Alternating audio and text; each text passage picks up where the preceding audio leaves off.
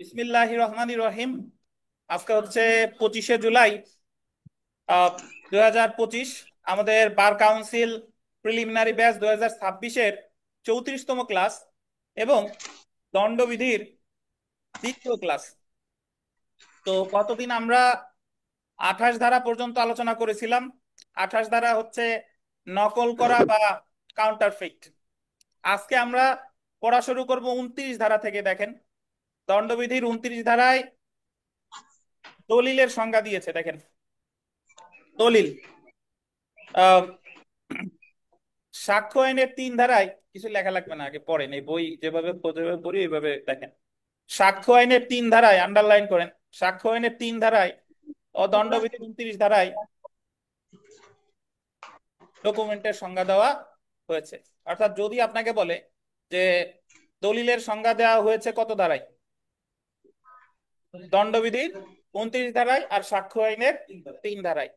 দলিল বলতে আন্ডারলাইন করবেন কোন পদার্থের উপর প্রকাশিত, পেজ নাম্বার দেখেন, কোন পদার্থের উপর প্রকাশিত বা বর্ণিত কোনো বিষয়কে বোঝায়। অর্থাৎ কোন পদার্থ, বুঝেন পদার্থ, এই যে আহ কোন দেওয়ালের উপর, কোন কাগজের উপর, কোন চামড়ার উপর, এগুলোর উপর পদার্থ বা বর্ণিত কোনো বিষয়কে বোঝায়। কোন পদার্থের উপর প্রকাশিত বা বর্ণিত কোনো বিষয় দলিল হিসেবে গণ্য হবে যদি সেটা 29 ধারায় উল্লেখিত পন্থায় এবং উদ্দেশ্যে প্রকাশিত বা বর্ণিত হয়। 29 ধারায় কি বলছে দেখেন, যে 29 ধারা অনুসারে কোন কোন বিষয় দলিল হিসেবে গণ্য হতে হলে নিম্নে, মানে কোন বিষয় দলিল হিসেবে গণ্য হতে নিম্নলিখিত শর্তাবলী পূরণ করতে হবে। 1 নম্বর শর্তটা দেখেন, পাইছেন?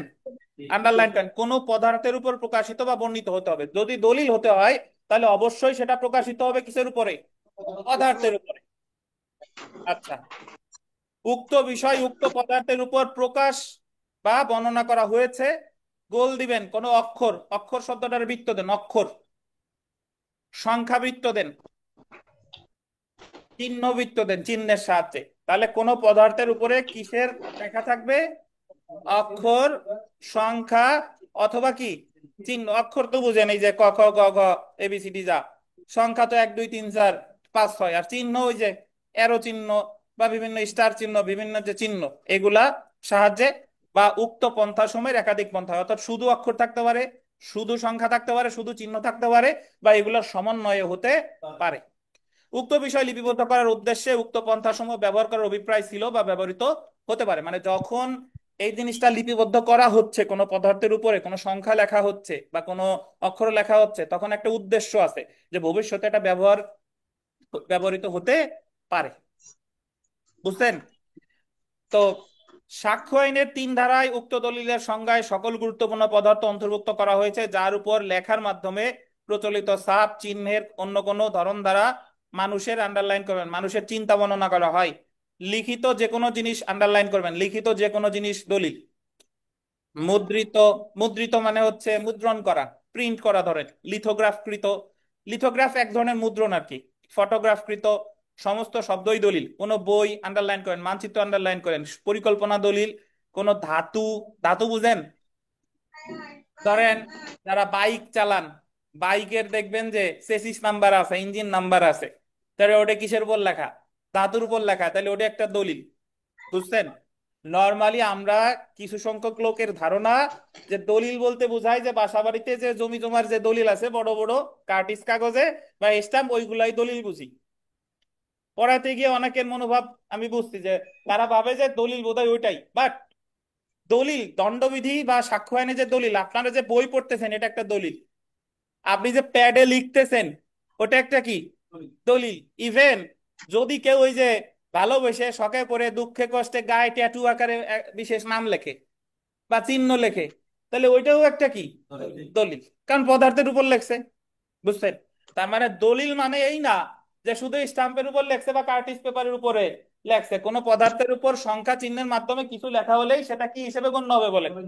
দলিল হিসেবে গণ্য হবে। উদাহরণ, আচ্ছা, তো তারপরে একটু পড়ি যে সাক্ষ্য আইনের 3 ধারা ও দণ্ডবিধির 29 ধারায় দলিলের সংজ্ঞা এক ও অভিন্ন। তাহলে আপনি এখানে একটা জিনিস মনে রাখবেন যে দলিলের সংজ্ঞা আমাদের দুইটা আইনে আছে।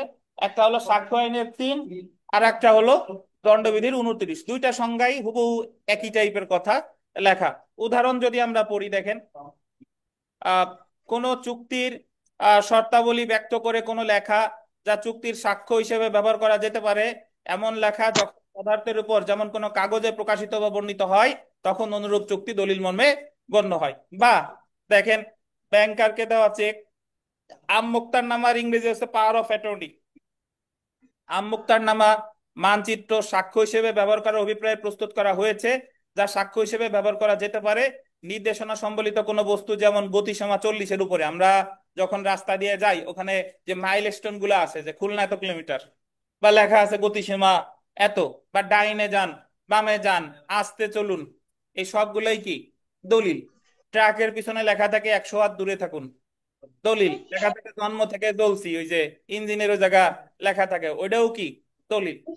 নিচে লেখা সাইনবোর্ড ইত্যাদি দলিল বলে গণ্য হবে। তাহলে এই যে মোটামুটি আমরা দলিলের সংজ্ঞা পেলাম।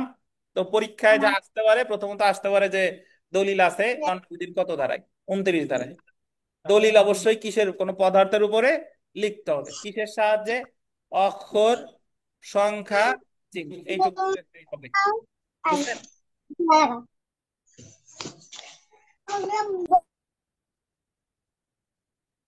আমরা চলে আসি পরের সংজ্ঞা, অপরাধ বা অফেন্স। ধারা 40 পাইছেন? একটা লাল কলম এরপর থেকে আনবেন, আজকে তো আসছেন, সব দিক নির্দেশনা পাবেন। দণ্ডবিধির 40 ধারায় অপরাধের সংজ্ঞা দেওয়া হয়েছে। 40 ধারার প্রথম অংশে বলা হয়েছে অপরাধ বলতে কোড বলে, কোড মানে হলো দণ্ডবিধি, কোড মানে কি বোঝাচ্ছে? দণ্ডবিধি শাস্তিযোগ্য করা হয়েছে এমন কোন বিষয়কে বোঝায়। দণ্ডবিধির 40 ধারায় বলতেছে যে দণ্ডবিধির অধীন যে সকল কাজগুলোকে শাস্তিযোগ্য করা হয়েছে সেগুলাই হচ্ছে অপরাধ বা অফেন্স। 40 ধারার দ্বিতীয় অংশে অপরাধের সংজ্ঞার ব্যাপ্তি প্রসারিত করা হয়েছে, এবং এই অনুচ্ছেদ বলে অপরাধ বলতে গোল দিবেন কোন বিশেষ আইন। বিশেষ আইন, বিশেষ আইন শব্দটা গোল দেন, বিশেষ আইন, কোন বিশেষ আইন। হোয়াট ইজ বিশেষ আইন? দণ্ডবিধি ছাড়াও আমাদের বাংলাদেশে আরো অনেক অপরাধ সংক্রান্ত আইন আছে, সেগুলো হলো বিশেষ আইন। মাদকদ্রব্য নিয়ন্ত্রণ আইন, যৌতুক নিরোধক আইন, নারী ও শিশু নির্যাতন দমন আইন, সন্ত্রাস বিরোধী আইন, এগুলো সবই হচ্ছে কি আইন? বিশেষ আইন। তাহলে বিশেষ আইন বা স্থানীয় আইনে শাস্তিযোগ্য করা হয়েছে এমন কোন বিষয় অন্তর্ভুক্ত করা হয়েছে। তাহলে আহ প্রথম অংশ প্রথমে বলছে যে দণ্ডবিধিতে যে কাজগুলো শাস্তিযোগ্য সেগুলাই হচ্ছে অপরাধ। এরপরে আবার বলছে নট অনলি দণ্ডবিধি, বিশেষ আইন বা স্থানীয় আইনেও যেগুলো শাস্তিযোগ্য করা হয়েছে সেগুলোও কি অপরাধ হিসেবে গণ্য হবে। অতঃপর 40 ধারার তৃতীয় অংশে অপরাধের সংজ্ঞা আরো প্রসারিত করা হয়েছে। উক্ত অংশে অপরাধ বলতে যে কোনো বিশেষ আইন বা স্থানীয় আইনের অধীন সেই সকল অপরাধগুলো অন্তর্ভুক্ত করা হয়েছে যেগুলোর, যে ক্ষেত্রে বর্ণিত, আন্ডারলাইন করবেন, শাস্তি জরিমানা সহ বা ব্যতীত 6 মাসের সমান বা বেশি মেয়াদের। তার মানে বলছে যে বিশেষ আইনের অধীন কোনো কাজকে অপরাধ হিসেবে গণ্য করতে হলে সেই ক্ষেত্রে ওই বিশেষ বা স্থানীয় আইনের অধীন ওই কাজটার শাস্তি হতে হবে জরিমানা সহ বা ব্যতীত কয় মাসের সমান বা বেশি? 6 মাসের সমান অথবা বেশি হয়, 6 মাসের সমান হবে, নতুবা 6 মাসের বেশি হবে। সুতরাং অপরাধ বলতে এমন কোন বিষয়কে বোঝায় যা দণ্ডবিধিতে শাস্তিযোগ্য করা হয়েছে, বা যে কোনো বিশেষ আইন বা স্থানীয় আইনে শাস্তিযোগ্য করা হয়েছে, বা যে কোনো বিশেষ আইন বা স্থানীয় আইনের অধীন সেই সকল অপরাধগুলো অন্তর্ভুক্ত করা হয়েছে যে ক্ষেত্রে বর্ণিত শাস্তি জরিমানা সহ বা ব্যতীত 6 মাসের সমান অথবা বেশি। তো এতটুকুও যারা মনে রাখতে পারবেন না, জাস্ট মনে রাখেন যে অপরাধের সংজ্ঞা দিছে কত ধারায়? 40 ধারা। এইটুক মনে রাখেন, এইটুক মনে রাখা মানে আহ, জরুরি। অন্যদিকে ফৌজদারি কার্যবিধির আন্ডারলাইন করেন 4-এর মূর্ধন্য ধারাতে অপরাধের সংজ্ঞা দেওয়া হয়েছে। এই ধারা অনুসারে অপরাধ বলতে কার্য বা কার্যবিরতি, বলতেন কার্য বা কার্যবিরতি বোঝাবে, অর্থাৎ বর্তমানে বলবৎ যে কোনো আইনে শাস্তিযোগ্য করা হয়েছে। কার্য বা কার্যবিরতির ব্যাখ্যাটা আমি একটু এইভাবে দেই। আহ, একজন আর একজনকে হত্যা করছে, এটা হলো কার্য।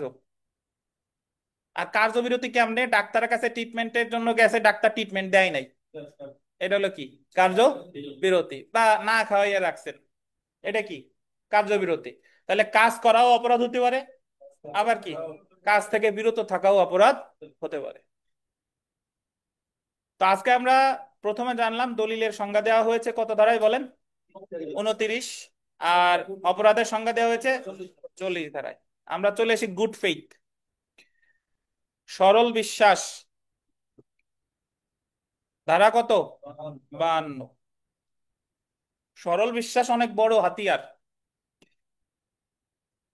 সরল বিশ্বাস হলো দণ্ডবিধির 52 ধারায় সরল বিশ্বাস বা গুড ফেইথের সংজ্ঞায় বলা হয়েছে কোনো কিছুই সৎ বিশ্বাসে করা হয়েছে বা বিশ্বাস করা হয়েছে বলে বিবেচিত হবে না, যা যথার্থ, বল দিবেন, সতর্কতা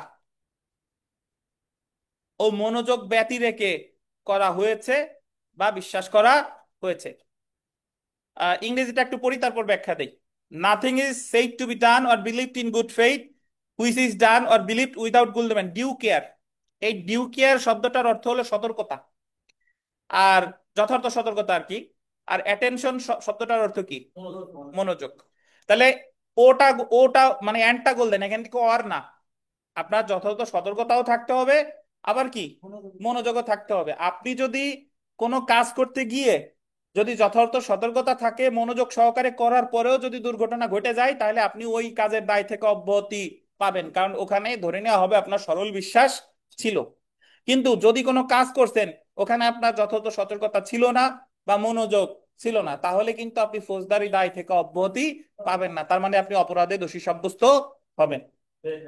অর্থাৎ কোন কাজ সৎবিশ্বাসে কৃত বলে গণ্য হবে যদি কাজটি যথাযথ সতর্কতা ও মনোযোগ সহকারে সম্পাদিত হয়। এখানে একটু লেখেন যে তামাদি আইনের 2-7, তামাদি আইনের 2-7, 2 ব্র্যাকেটে 7, এই সরল বিশ্বাস তামাদি আইনেও আছে। তামাদি আইনের ধারা 2 ব্র্যাকেটে 7। তো এই জিনিসটা মনে রাখতে হবে। তাহলে সরল বিশ্বাসে কি থাকবে, ডিউ কেয়ার অ্যান্ড অ্যাটেনশন, বাংলায় কি বলে, যথাযথ সতর্কতা এবং মনোযোগ। বিগত বছরের একটা প্রশ্ন এসেছে দেখেন, দ্য পেনাল কোড 1860 অনুসারে কোন কাজ সৎবিশ্বাসে কৃত বলে গণ্য হবে যদি কাজটি যথাযথ ড্যাশ সহকারে সম্পাদিত হয়। দেখেন, আপনি যদি এখানে আক্ষরিক অর্থ ওই ধারায় কি আছে সেটা সেটা গ্রহণযোগ্য হবে, বাট আপাতত চারটেই সঠিক মনে হয়। যদি আপনি না জানেন মনে হবে চারটেই সঠিক। সতর্কতা মনোযোগ এটাও সঠিক, তৎপরতা সতর্কতা এটাও সঠিক মনে হয়, সরলতা মনোযোগ এটাও সঠিক মনে হয়, মনোযোগ ও সততা এটাও সঠিক মনে হয়, বাট অ্যাকচুয়ালি উত্তর হবে কোনটা, সতর্কতাও মনোযোগ। কেন সতর্কতা ও মনোযোগ উত্তর হলো, কারণ 52 ধারায় এই কথাটা বলা আছে। বুঝছেন? আচ্ছা, আমরা 2 নং প্রশ্নটা দেখি যে পেনাল কোড 1860-এর কোন ধারায় good faith, nothing is said to be done or believed in good faith which is done or believed without due care and attention, due care and attention কত ধারায়, 52 ধারায়। তো আমরা সেলফ প্র্যাকটিসে চলে আসি। সেলফ প্র্যাকটিসের 1 নং প্রশ্নটা যদি দেখেন, পেনাল কোডের কত ধারা, ডিজ অনেস্টলি মানে অসাধুতা, কতদিনই পড়ছিলাম, কত ধারা, 24। তারপরে 2 নাম্বারটাও গুরুত্বপূর্ণ, whoever does anything with the intention of causing wrongful gain, মানে যে কোনো কিছু করে কোনো কিছু অবৈধভাবে লাভ করার উদ্দেশ্যে, to one person or wrongful loss to another person is that said to do that thing কি, ডিসঅনেস্টলি। কাউকে কোনো ক্ষতি করা বা লাভ করার উদ্দেশ্যে কোনো কিছু করা যদি করা হয়, তাহলে ধরে নেওয়া হবে ওই কাজটা করা হয়েছে কিভাবে, অসাধুভাবে। ঠিক একইভাবে 3 নাম্বারও, 3টে স্টার দেন, গুরুত্বপূর্ণ। 6 নাম্বারও গুরুত্বপূর্ণ। 8, 9 গুরুত্বপূর্ণ, এগুলা পড়ে ফেলবেন ভালোভাবে, কোনোটা যদি না বুঝেন আমারে জানাবেন। তারপরে চলে আসি 10 নাম্বারটা একটু পড়ি দেখেন, নকল করা, কাউন্টার ফেইটের ক্ষেত্রে নিম্নলিখিত কোন শর্তটি অপরিহার্য না, নকল করা অবিকল হওয়া। নকল কি অবিকল হতে হবে, অবিকল হওয়ার কোনো দরকার নাই। 11 নাম্বারটা পড়েন, দ্য পেনাল কোড 1860-এর কত ধারায় অফেন্সের সংজ্ঞা দেওয়া হয়েছে, কত ধারায়, 40। 12 দেখেন, দ্য পেনাল কোড 1860-এর কত ধারায় সরল বিশ্বাসের সংজ্ঞা দেওয়া হয়েছে, কত ধারায়, 52 ধারায়। বুঝছেন? এখন আমি আপনাদের গতদিন একটা এডিশনাল পেজ দিছিলাম, অনলাইনে বোধহয় গ্রুপে দেওয়া হয় নাই। এডিশনাল পেজটা এই জায়গা যারা আছেন কে পান নাই, সবাই পাইছেন? সাধারণ অনলাইন তো একটু পিছনে থাকে সব সময়। অনলাইন পিছনে থাকে তাই? জি স্যার। আচ্ছা, পিছনে একটু থাকেন, লাভ আছে, সামনে গেলে বাগে খেয়ে ফেলবে। তো দেখেন, নর্মালি আমরা ব্যাখ্যা ট্যাখ্যা যা ছিল অধিকাংশ পড়ছি। এবং ফৌজদারি কার্য, সরি, দণ্ডবিধিতে জেনারেল এক্সপ্লানেশন যে অধ্যায়টা, সাধারণ ব্যাখ্যা, এটা আছে 6 থেকে কত ধারা, 52 ক। তো আবার একটু পড়ি, বইতে যেগুলো আছে ওইগুলা ছাড়াও এখানে 2-4টা এক্সট্রা আছে, এগুলো একটু জানতে হবে। দণ্ডবিধির দ্বিতীয় অধ্যায়ে 6 থেকে 52 ক আন্ডারলাইন করবেন। 6 থেকে 52 ক ধারা পর্যন্ত সাধারণ ব্যাখ্যা সমূহ আলোচনা করা হয়েছে। তো যদি বলে সাধারণ ব্যাখ্যা আছে কত ধারাতে, কত ধারা, 6 থেকে 52 ক। তো কতদিনই আমরা পড়ছি, বিচারকের সংজ্ঞা কতদিন আইন পাঠ থেকে বিস্তারিত পড়ছি। বিচারক আছে কত ধারায়, 19 ধারায়, মনে আছে কিনা? তো এটা আর বিস্তারিত পড়তেছি না। তারপরে দেখেন বিচার আদালত বা কোর্ট অফ জাস্টিস, এটা আছে কত, 20, এটাও গতদিন আমরা পড়েছি, তো এটাও পড়তেছি না। সরকারি কর্মকর্তা দেখেন, এটাও পড়েছি। পাবলিক সার্ভেন্ট, পাবলিক সার্ভেন্ট আছে 12 শ্রেণী, বাট বর্তমানে বলবৎ আছে কত, 11 শ্রেণী। এই লিলি আপনার কাছে আছে? ও বাসায়, এই তো দেখছেন। তাহলে 12 শ্রেণীর, আর বলবৎ আছে কত, 11 শ্রেণী। আর এই সেম, সেটা হলো পাবলিক অফিসার, সিটি দেওয়ানি কার্যবিধিতে 2-এর 17-তে আছে কয় শ্রেণী, 8 শ্রেণী। অর্থাৎ দণ্ডবিধিতে বলছে পাবলিক সার্ভেন্ট 12, বলবৎ আছে 11। আর দেওয়ানি কার্যবিধি বা সিপিসিতে 2-এর উপধারা 17-তে সেখানে উল্লেখ করেছে পাবলিক অফিসার কয় প্রকার, 8 প্রকার।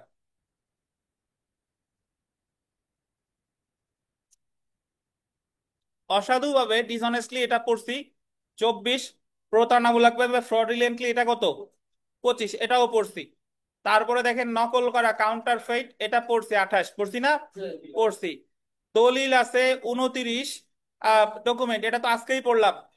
তারপরে দেখেন অপরাধ ধারা কত, 40, এটা পড়ছি। যেটা পড়ি নাই, ক্ষতি দেখেন, ইনজুরি বা ক্ষতি 44, মনে রাখতে হবে। কোন ব্যক্তির দেহ, মন, সুনাম ও সম্পত্তির ক্ষতি।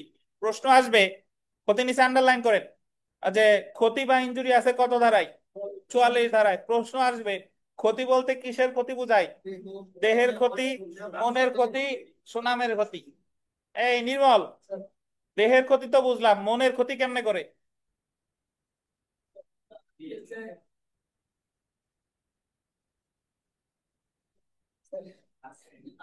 কিভাবে বুঝাবেন, বুঝলেন? কেমনে কষ্ট পাইছেন জীবনে বলেন? আপনার মনের ক্ষতি কেউ করছে?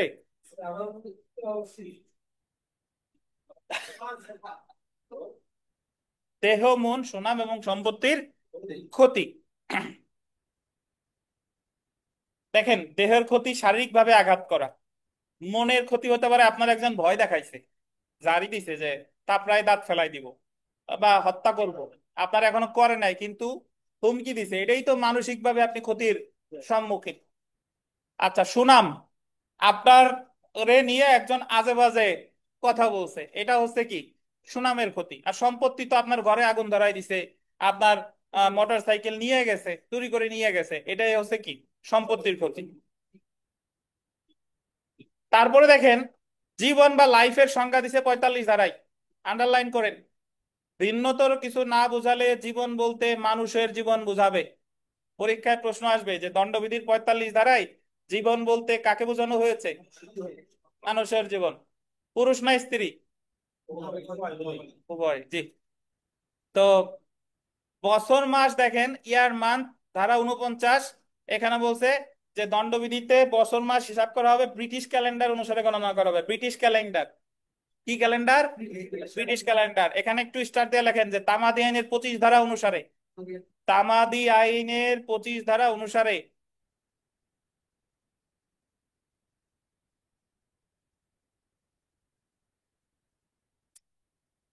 তামাদি আইনের 25 ধারা অনুসারে সময় গণনা করা হবে। লেখেন, সময় গণনা করা হবে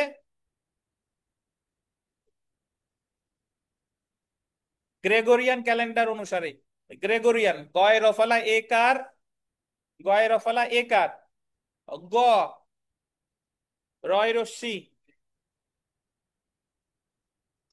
অন্তস্থ আকার ন, গ্রেগরিয়ান। আমাদের আরিফ সাহেব থাকলে ভালো বুঝতে পারতেন কি ক্যালেন্ডার। Gregorian calendar.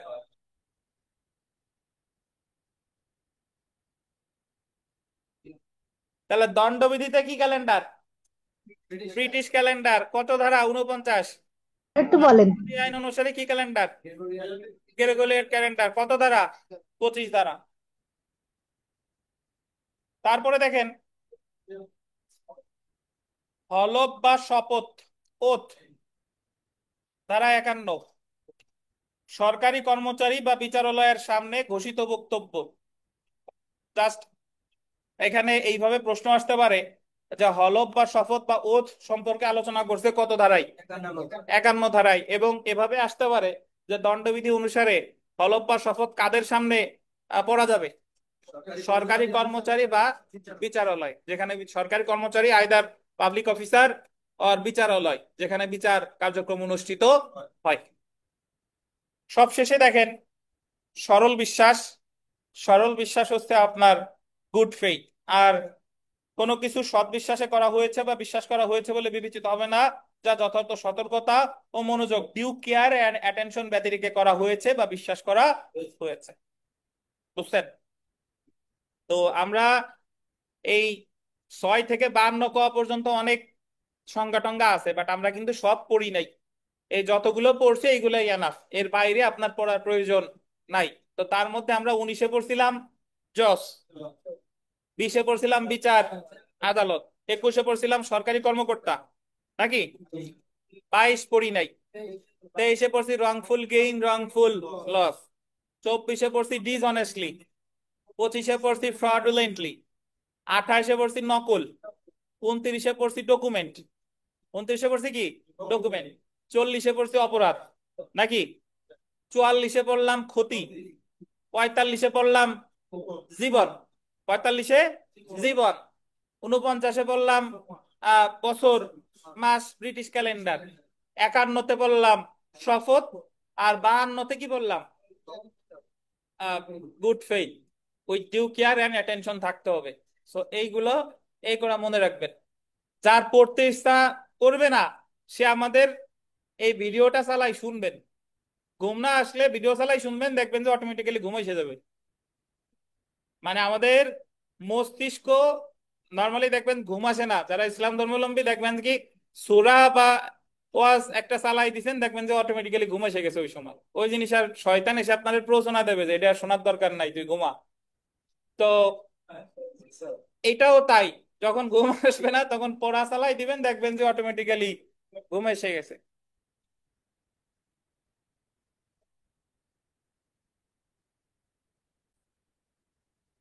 ফৌজদারি অপরাধের উপাদান, এলিমেন্টস অফ ক্রিমিনাল অফেন্সেস। ফৌজদারি অপরাধে অভিযুক্ত করার প্রাথমিক শর্তসমূহ: কোনো ব্যক্তিকে ফৌজদারি অপরাধে অভিযুক্ত করতে গোল দিবেন 2টি শর্ত পূরণ করতে হবে। অবশ্যই পূরণ করতে হবে 2টা শর্ত। কোনো ব্যক্তিকে যদি আপনি ফৌজদারি অপরাধে তাকে দোষী সাব্যস্ত করতে চান, তাহলে 2টা শর্ত পূরণ করতে হবে। কি কি দেখেন, আন্ডারলাইন করেন। অপরাধী মন বা মেন্স রিয়া, এবং এবং গোল্ডেন, এবং গোল্ডেন। অপরাধী মন বা মেন্স রিয়া এবং দোষাবহ কার্য বা অপরাধজনক কার্য একটা শ্রিয়াস। আবার বলি, অপরাধী মন, মেন্স রিয়া এবং, এবং মানে হলো আপনার মেন্স রিয়া থাকতে হবে, এবং সেই সাথে সাথে দোষাবহ কার্য বা অপরাধজনক কার্য একটা শ্রিয়াসও থাকতে হবে। এই 2টার কম্বিনেশনে একটা কার্য অপরাধ হিসেবে গণ্য হয়। আমি একটু উদাহরণ দেই। ধরেন একজন ব্যক্তি রাস্তা দিয়ে হেঁটে যাচ্ছিল, তো ভিড়ের মধ্যে, ঈদের সময় যেরকম ভিড় হয়, তো ভিড়ের মধ্যে সে একটু তাড়াহুড়ার মধ্যে ছিল। ধরেন উনার ধাক্কা লেগে এক ভদ্রলোক, পাশের লোকটা পড়ে গেছে। পড়ে গিয়ে ধরেন তার হাত ভেঙে গেছে বা মাথা ফেটে গেছে। তাহলে যে লোকটা হেঁটে যাচ্ছিল তার কিন্তু কোনো খারাপ উদ্দেশ্য ছিল না তার মাথা ফাটানোর, কিন্তু এই জায়গা একটা সিরিয়াস অপরাধজনক কার্য কিন্তু হয়ে গেছে, মানে মাথা ফেটে গেছে, কিন্তু মেইন স্ত্রিয়া এই জায়গা নাই। সো এটা অপরাধ হিসেবে গণ্য হবে না, কারণ 2টা উপাদানই থাকতে হবে। কোনো কাজকে অপরাধ হিসেবে গণ্য করার জন্য গিলটি মাইন্ডের সাথে সাথে একটা সিরিয়াসও থাকতে হবে। যদি যে কোনো একটা থাকে তাহলে সেটা অপরাধ হিসেবে গণ্য হবে না। তাইলে এখানে আমি প্রথম যে উদাহরণটা দিলাম, এই জায়গায় অপরাধজনক কার্য আছে, কিন্তু মেন্স রিয়া নাই। আবার যদি এরকম হয় যে মনে মনে চিন্তা করলেন যে অমুকরে পাই, বাটে পাই, ওরে এমন মায়ের দেব যে না নিজের নাম ভুলে যাবে, কিন্তু মারতে আর পারেন নাই, মনের মধ্যে শুধু মেন স্ত্রিয়া আছে, একটা স্ত্রিয়া স্যার পাই নাই, তাহলে এটাও কি হবে না? অপরাধ হবে না।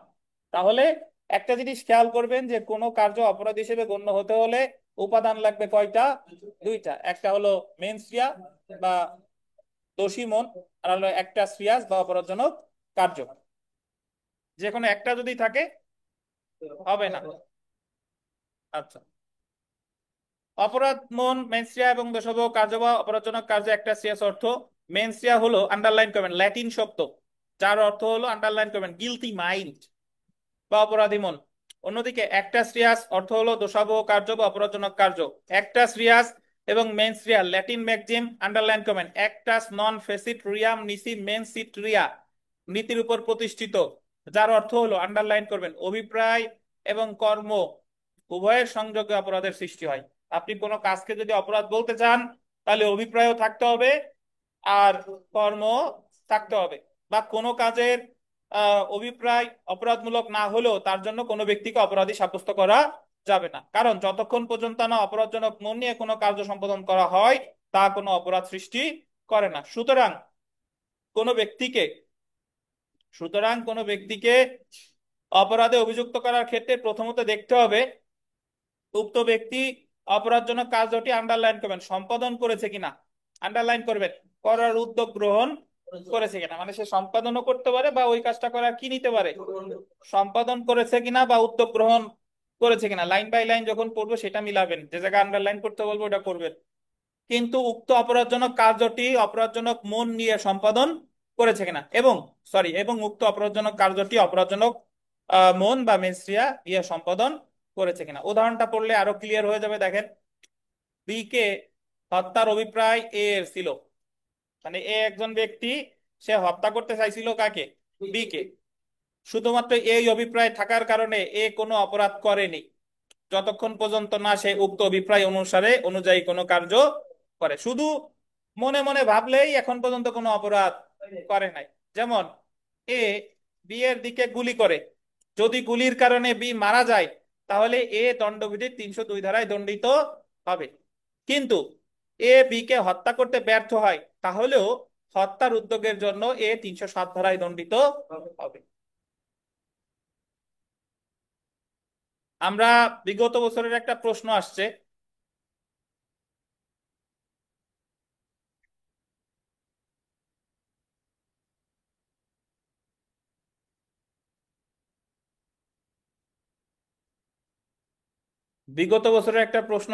এটা একটু গুরুত্বপূর্ণ, দেখেন। এর কাছে পর্যাপ্ত খাবার থাকা সত্ত্বেও, সরি, ক এর কাছে, ধরেন করিমের কাছে পর্যাপ্ত খাবার থাকা সত্ত্বেও সে একজন ক্ষুধার্ত ভিক্ষুককে কোনো খাবার না দেওয়ায় ভিক্ষুকটি না খেতে পেয়ে মারা গেল। একজন ব্যক্তি, তার কাছে পর্যাপ্ত খাবার ছিল, কিন্তু সে একজন ক্ষুধার্ত ভিক্ষুককে খাবার দেয় নাই, যার ফলশ্রুতিতে ওই লোকটা মারা গেছে। নিম্নের কোন অপরাধ করছে?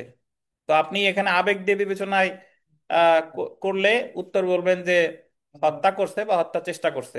আবেগ আবেগ দিলে বলবেন যে হত্যা চেষ্টা বা হত্যা করছে, বাট প্রকৃতপক্ষে যা কোনো অপরাধ হয় নাই। বুঝছেন? আমার কাছে খাবার আছে, আইনে কি বলা আছে আমার কাছে খাবার থাকলে আরেকজনের দিতে হবে? দণ্ডবিধিতে বা কোনো আইনে বলা নাই। খাবার দেওয়া হচ্ছে আমার বিবেচনামূলক ক্ষমতা, আমি ইচ্ছা করলে কাউকে দিতে পারি, নাও দিতে পারি। সো এই জায়গায় সে যদি মারা গিয়ে থাকে, তাহলে কোনো অপরাধ হয়নি। এটা হয়তোবা মোরালি, নৈতিক ভাবে বা সৃষ্টিকর্তার কাছে গিয়ে আপনি ধরা খাবেন যে তোমার কাছে খাবার ছিল, তুমি অমুকরে দেও নাই, কিন্তু দেশের প্রচলিত আইন অনুসারে আপনি কোনো অপরাধ করেন নাই। আচ্ছা, 2 নং প্রশ্নটা দেখেন, যে নিম্নলিখিত অভিব্যক্তিগুলোর মধ্যে কোনটি দণ্ডবিধিতে উল্লেখ আছে এবং তা মেন্স রিয়াকে নির্দেশ করে? গিলটি মাইন্ড, মানে দোষী মন। বুঝতে পারছেন যতটুকু পড়লাম? এটা নিয়ে আপনাদের কোনো প্রশ্ন আছে কিনা?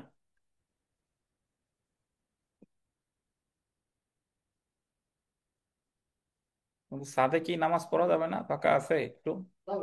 চলেন নামাজ পড়ে আসি, নামাজের বিরতি।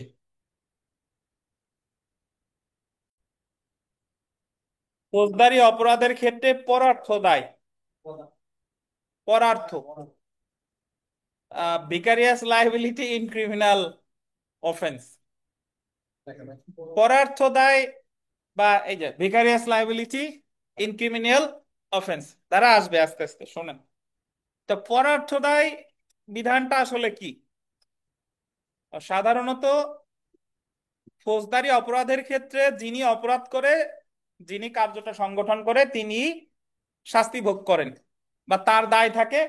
কিন্তু সে ব্যতীত অন্য কেউ তার কর্মের কর্মফল ভোগ করবে না।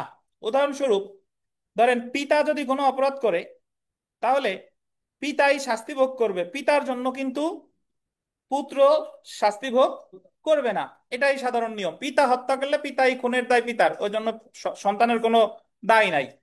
কিন্তু আমাদের ফৌজদারি কার্যবিধিতে কিছু কিছু বিধান আছে, মানে ফৌজদারি মামলার ক্ষেত্রে যে বিধানটা আছে দণ্ডবিধিতে কিছু কিছু বিধান আছে, যে ক্ষেত্রে একজন ব্যক্তি সরাসরি অপরাধ না করলেও সে অপরের দায় ভোগ করতে পারে। পরার্থ দায় মানে পরের দায়, পরের দায় মানে অপরাধ করতে পরে কিন্তু দায় ভোগ করতে হচ্ছে আমার, বুঝছেন?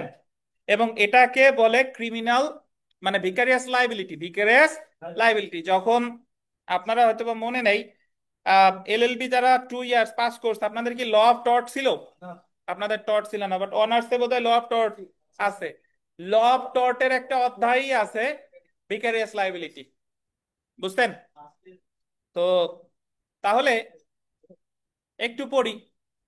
সাধারণত ফৌজদারি অপরাধের ক্ষেত্রে পরার্থ দায় বা ভিকারিয়াস লাইবিলিটি প্রযোজ্য না, অর্থাৎ কোনো ব্যক্তিকে পরার্থ বা অন্যের অপরাধমূলক কার্যের জন্য দায়ী করা যায় না। কারণ ফৌজদারি আইনের, আন্ডারলাইন করবেন, একটা সাধারণ নীতি হলো, আন্ডারলাইন করেন, প্রত্যেক ব্যক্তি তার নিজের কার্যের জন্য দায়ী হবে, অন্যের কার্যের জন্য না। যেমন আন্ডারলাইন করবেন, পিতার খুনের অপরাধের জন্য সন্তান দায়ী হবে না।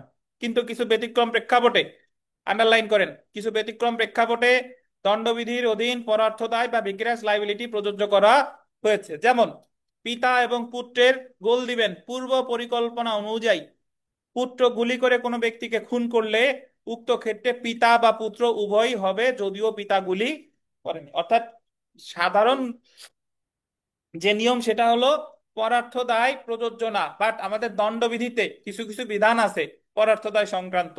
এই ক্ষেত্রে আপনি সরাসরি কার্য সংগঠন না করলেও আপনার কার্য সংগঠনের ক্ষেত্রে আপনি দায়ী হতে পারেন। এই বিধানগুলো হলো, আমরা সামনে পাবো 34 ধারা সাধারণ অভিপ্রায়, 149 ধারা সাধারণ উদ্দেশ্য, অপরাধের সহায়তা 107 থেকে ওই যে আপনার 120 পর্যন্ত আছে, বা প্ররোচনা যেটাকে বলে, অপরাধমূলক ষড়যন্ত্র 120 খ, আর একটা হলো খুন সহ ডাকাতি। এইগুলা কি সামনে বিস্তারিত ব্যাখ্যা করবো, বাট আপাতত বোঝাচ্ছে যে পিতা একা একা যদি খুন করতো তাহলে পিতার দায় পুত্রের উপর পড়তো না, কিন্তু পিতা পুত্র একসাথে পরিকল্পনা করছে, পিতা হত্যা করছে ধরেন, তাহলে পুত্রও কিন্তু দায়ী হবে। বা পুত্র হত্যা করছে, পিতা সরাসরি করে না, কিন্তু পিতা নির্দেশ দিয়েছে যে তুমি এটা করে আসো, তাহলে এক্ষেত্রে যে নির্দেশ দিয়েছে সেও দায়ী হবে। অর্থাৎ এই ক্ষেত্রে দেখেন, অর্থাৎ এই ক্ষেত্রে পুত্রের কার্যের জন্য পিতা দণ্ডিত হবে, কারণ তাদের মধ্যে একটি হত্যার পূর্ব পরিকল্পনা ছিল। এই ক্ষেত্রে পিতা এবং পুত্র যৌথভাবে জয়েন্টলি লায়াবল হবে, যৌথ দায়। পরার্থ দায়ের আর এক নাম বলা যেতে পারে যৌথ দায়। যখন অনেকগুলো ব্যক্তিরে একসাথে দায়ী করে যৌথভাবে, সেটাকে বলে জয়েন্ট লাইবিলিটি বা যৌথ দায়। অর্থাৎ কোনো ব্যক্তি, আন্ডারলাইন করবেন, কোনো অপরাধমূলক কার্য নিজে না করলেও অন্যের কার্যের জন্য দায়ী করা যেতে পারে, যদি এটা প্রমাণিত হয় যে অপরাধ সংগঠনে, আন্ডারলাইন করবেন, প্রত্যক্ষ বা পরোক্ষভাবে পূর্ব পরিকল্পনা বা অভিন্ন অভিপ্রায় অনুযায়ী অংশগ্রহণ করেছে। তো আমরা দণ্ডবিধিতে পরার্থ দায় এই নীতিটা কোন কোন জায়গায় আলোচনা করা হয়েছে সেটা একটু দেখিয়ে আসেন। দণ্ডবিধির অধীন পরার্থ দায়, প্রথমে যেটা দেখেন, যে ক্ষেত্রে অভিন্ন অভিপ্রায়, এটা বলতেন অভিন্ন অভিপ্রায় বাস্তবায়নে কোনো অপরাধ সংগঠন করা হয়, ধারা 34 বললেন। তাহলে অভিন্ন অভিপ্রায় এই বিষয়টা আছে কত ধারায়? 34 ধারা। শুনেন, আমি ধরে নিচ্ছি আপনারা দণ্ডবিধির কেউ কিছু জানেন না, বা ফৌজদারিরও কেউ কিছু জানেন না।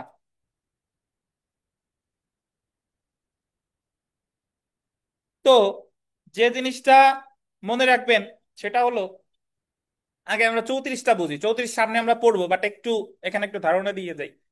34-এ বলছে অভিন্ন অভিপ্রায় বা সাধারণ অভিপ্রায়, বাংলায় অভিন্ন অভিপ্রায়ও বলে, সাধারণ অভিপ্রায়ও বলে। 34-এর মূল বিষয়বস্তু কি? 34-এ সবাই মনোযোগ দেন, বই পড়ে পড়েন, আমার কথা শুনেন। যখন দুই বা ততোধিক ব্যক্তি, মানে সর্বনিম্ন কয়জন?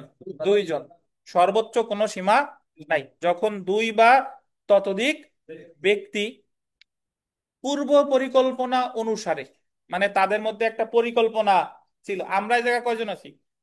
দুই বা ততোধিক, দুইয়ের বেশি আছি। তাহলে ধরেন আমরা পূর্ব পরিকল্পনা অনুসারে, মানে আমাদের মধ্যে আগে থেকে একটা প্ল্যান ছিল, প্রি প্ল্যান ছিল। পূর্ব পরিকল্পনা অনুসারে যদি কোনো অপরাধ সংগঠিত করে, ধরেন আমরা এই জায়গায় অনেকজন আছি, আমাদের পূর্ব পরিকল্পনা ছিল আমরা একটা অপরাধ সংগঠিত করেছি। তো অপরাধটা কি? আমরা ধরেন পরিকল্পনা করলাম যে আমরা বার কাউন্সিল পরীক্ষা তো কঠিন হচ্ছে কেন, বার কাউন্সিলে যে আমরা হামলা করব, ভাঙচুর করব। তো এই জায়গায় আমরা প্ল্যান করলাম, প্ল্যান করে ঢাকা গেলাম, ঢাকা গিয়ে আমি এই জায়গায় বসে আছি, প্লাস অন্যান্য 4-5 জনের জায়গায় বসে আছি, আমরা প্ল্যান করছি। কিন্তু সরাসরি ওই জায়গায় ঘটনা ঘটাইছে আহ, অন্য 10 জনে, আর 5 জন গোপালগঞ্জে আছে ধরেন। তো আমাদের পূর্ব পরিকল্পনা ছিল, এবং পূর্ব পরিকল্পনা অনুসারে অপরাধটা সংগঠিত হয়েছে। যদিও এই অপরাধে আমি দুইটা প্রেক্ষাপট বলি। এক হলো আমরা প্রথমত আমরা সবাই যাইয়েও ভাঙচুর করতে পারি, সবাই গিয়েও ভাঙচুর করতে পারি, অথবা কেউ আশেপাশে আছে আর কেউ ভাঙচুর করছে, অর্থাৎ এই অপরাধটা সংগঠিত হয়েছে কিন্তু অপরাধ সংগঠনে সবাই সমানভাবে অংশগ্রহণ করছে, সবাই সমানভাবে অংশগ্রহণ করছে, যদিও সবাই এক জায়গায় উপস্থিত নাও থাকতে পারে। এক জায়গায় উপস্থিত বুঝেন তো, মানে সবাই নিয়ে মিলেই ভাঙচুর করছে, এটা হলো সবাই অংশগ্রহণ করছি প্লাস সবাই উপস্থিত ছিলাম। আর যদি এরকম হয় যে সবাই এক জায়গায় উপস্থিত নাই কিন্তু ভাঙচুরটা হয়েছে, তাহলে এটা সবাই অংশগ্রহণ করছে কিন্তু সবাই কিন্তু এক জায়গায় উপস্থিত নাই। তো তাহলে দুই বা ততোধিক ব্যক্তি পূর্ব পরিকল্পনা অনুসারে যদি কোনো অপরাধ সংগঠিত করে, তাহলে ওখানে ওই অপরাধ সংগঠনে তাদের সক্রিয় অংশগ্রহণ থাকতে হবে, সক্রিয় উপস্থিত থাকতেও পারে, নাও পারে, সমস্যা নাই, কিন্তু কোনটা বাধ্যতামূলক? সক্রিয় উপস্থিতি, সরি সক্রিয় অংশগ্রহণ, সক্রিয় অংশগ্রহণ বাধ্যতামূলক। তখন তারা সবাই সমানভাবে দায়ী হবে। কিভাবে? ধরেন যখন জানা যাবে যে যারা 10 জন গ্রেপ্তার করছে, জানা গেল যে আমাদের মাস্টার মাইন্ড আরো 5 জন গোপালগঞ্জে আছে, তখন সবার বিরুদ্ধে ওই ভাঙচুরের মামলা হবে, বুঝছেন? এবং সবাইরে সমানভাবে দায়ী করার জন্য ওই জায়গা দেয়া হবে 34। 34 হলো মানে স্বতন্ত্র কোনো অপরাধ না, 34 হলো সাক্ষ্য আইনের একটা নীতি। 34 দেয়া মানে সবাই সমানভাবে দায়ী। 34 হলো হলুদ, মানে স্বতন্ত্র অপরাধ না, মানে হলো যে অপরাধটার জন্য আলাদা কোনো শাস্তির বিধান নাই। হলুদের কথা কেন বললাম? আমাদের যখন খিদা লাগে, অবশ্যই আপনি 1 গ্লাস পানির ভিতরে 1 চামচ হলুদ গোলাই কি খান? বা হলুদ আলাদা খেয়ে কিন্তু পেটের ক্ষুধা নিবারণ হয় না, কিন্তু হলুদটা ব্যবহৃত হয় রান্নার কাজে। বুঝতে পারছেন তো? ঠিকই, যখন কোনো অপরাধ সংঘটিত হয় শুধু 34 ধারায় কোনো মামলা করা যায় না। 34 ধারাটা আসে হচ্ছে কোন অপরাধীদের সবাইরে সমানভাবে দায়ী করার জন্য। দায়ী করার জন্য আসবে কত? 34। 34 যদি না থাকতো, তাহলে এই যে যে আমরা 15 জন গেছি না, 15 জনের বিরুদ্ধে মামলা হতো 15টা, সবার বিচার আলাদা আলাদা হতো, একসাথে করা যেত না, কিন্তু সবার দায় একসাথে দিয়ে একসাথে বিচার করার জন্য আনতে হবে কত? 34। বুঝতে পারছেন? তাহলে 34 ধারা বা সাধারণ অভিপ্রায়ের যে মূল কথা, আপনি ফৌজদারি প্র্যাকটিস করতে হলে 34 আপনার জানতে হবে। প্র্যাকটিস তো পরের কথা, বার কাউন্সিল পাস করতে হলে 34 খুবই গুরুত্বপূর্ণ জিনিস। তাহলে লোক সংখ্যা কয়জন? দুই বা ততোধিক। পূর্ব পরিকল্পনা ছিল? ছিল। পূর্ব পরিকল্পনা অনুসারে অপরাধ সংগঠিত হয়েছে? অবশ্যই হয়েছে, যেখানে সকলের সমান অংশগ্রহণ ছিল, কিন্তু সকলের সমান উপস্থিতি নাও থাকতে পারে, উপস্থিতিটা হচ্ছে অপশনাল, থাকতেও পারে নাও পারে। তাহলে তাদের সবাইরে সমানভাবে দায়ী করার জন্য যুক্ত হবে কত? 34। বুঝছেন? ধরেন ক, খ, গ, ঘ, উম 5 জন ব্যক্তি, এরা বলল যে আমরা ব্যাংক চুরি করব। তো পরিকল্পনা করলো যে দুইজন রাতের বেলা শীত কেটে ব্যাংকের ভিতরে ঢুকবা, একজন ব্যাংকের গেটে আমরা পাহারা দেব, আর দুইজন এলাকার থানার কাছে একজন, আর অন্য জায়গায় আর একজন পাহারা দিব, যাতে মানে তোমাদের তথ্য দিব যে বাই বাই এনি চান্স যদি আমাদের ধরা খাওয়ার চান্স থাকে, যাতে আমরা তথ্য দিলে তোমরা যাতে বের হয়ে চলে আসতে পারো। তো পরিকল্পনা যখন করছে সবাই সমানভাবে অংশগ্রহণ করছে, যদিও ওই চুরির ক্ষেত্রে ভিতরে ঢুকছে দুইজন, কিন্তু তাদের বিরুদ্ধে তারা যখন ধরা পড়বে, তাদের বিরুদ্ধে যখন মামলা হবে, তখন কিন্তু ওই 380 মানে হলো ঘরে চুরি, 380 ঘরে চুরি, 380-র সাথে আসবে কত, 34। 34 মানে হলো তারা সবাই সমানভাবে এই কাজটা অংশগ্রহণ করতে, তারা সবাই সমানভাবে দায়ী হবে। আর 34 যদি না থাকতো, তাহলে তাদের বিরুদ্ধে আপনার মামলা করা লাগতো ওই 5 জনের বিরুদ্ধে 5টা, 380 দিয়ে 5 জনের বিরুদ্ধে 5টা, একসাথে বিচার করা যেত না। বুঝতে পারছেন কিনা 34? তাহলে আবারও বলি, 34-এ 2 বা ততোধিক পূর্ব পরিকল্পনা থাকবে, অপরাধ সংগঠিত হবে, যেখানে সক্রিয় অংশগ্রহণ থাকবে, সক্রিয় উপস্থিতি থাকতেও পারে, নাও পারে। 34 কোনো স্বতন্ত্র অপরাধ না। 34 হলো সাক্ষ্য আইনের একটা কি নীতি, এটার ইংরেজিতে বলে কমন ইন্টেনশন। এতটুকু যা পড়াইলাম কে বুঝেন নাই বলেন? এইটুক বুঝলে সামনে যাব। নির্দোষ সরকার, সরকার না সর্দার, সরকারি হন্দি, সমস্যা কি? এই পিজুর সাহেব, বুঝছেন? কারণ আপনার মাইক্রোফোন দিই, কি বুঝছেন? ওয়েট সাহেব, সাধারণ অভিপ্রায় 34 ধারায় এই বিষয়টা কি?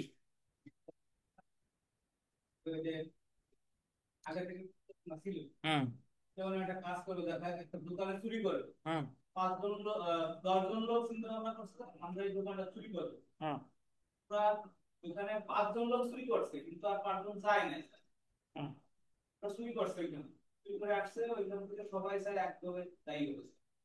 5 জন গেল না কেন? ওরা কি করছে? ওরা কি নিষ্পাপ?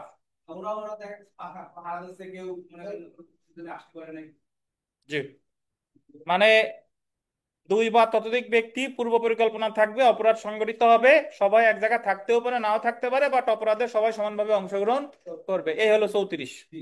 ঠিক আছে? তো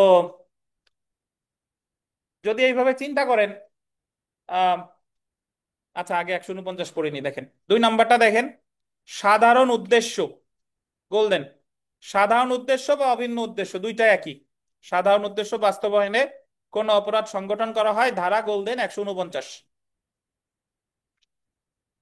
তো 149-এর বিষয়বস্তু আসলে কি? আহ, আমরা 34-এর সাথে 149-এর তুলনা করি, তাহলে 149 আপনি ইজিলি বুঝতে পারবেন। 34-এ সদস্য সংখ্যা কত? 2 বা ততোধিক, মানে সর্বনিম্ন 2 জন। 149-এ সদস্য সংখ্যা হচ্ছে 5 বা ততোধিক, মানে এখানে সর্বনিম্ন কয়জন? 5 জন।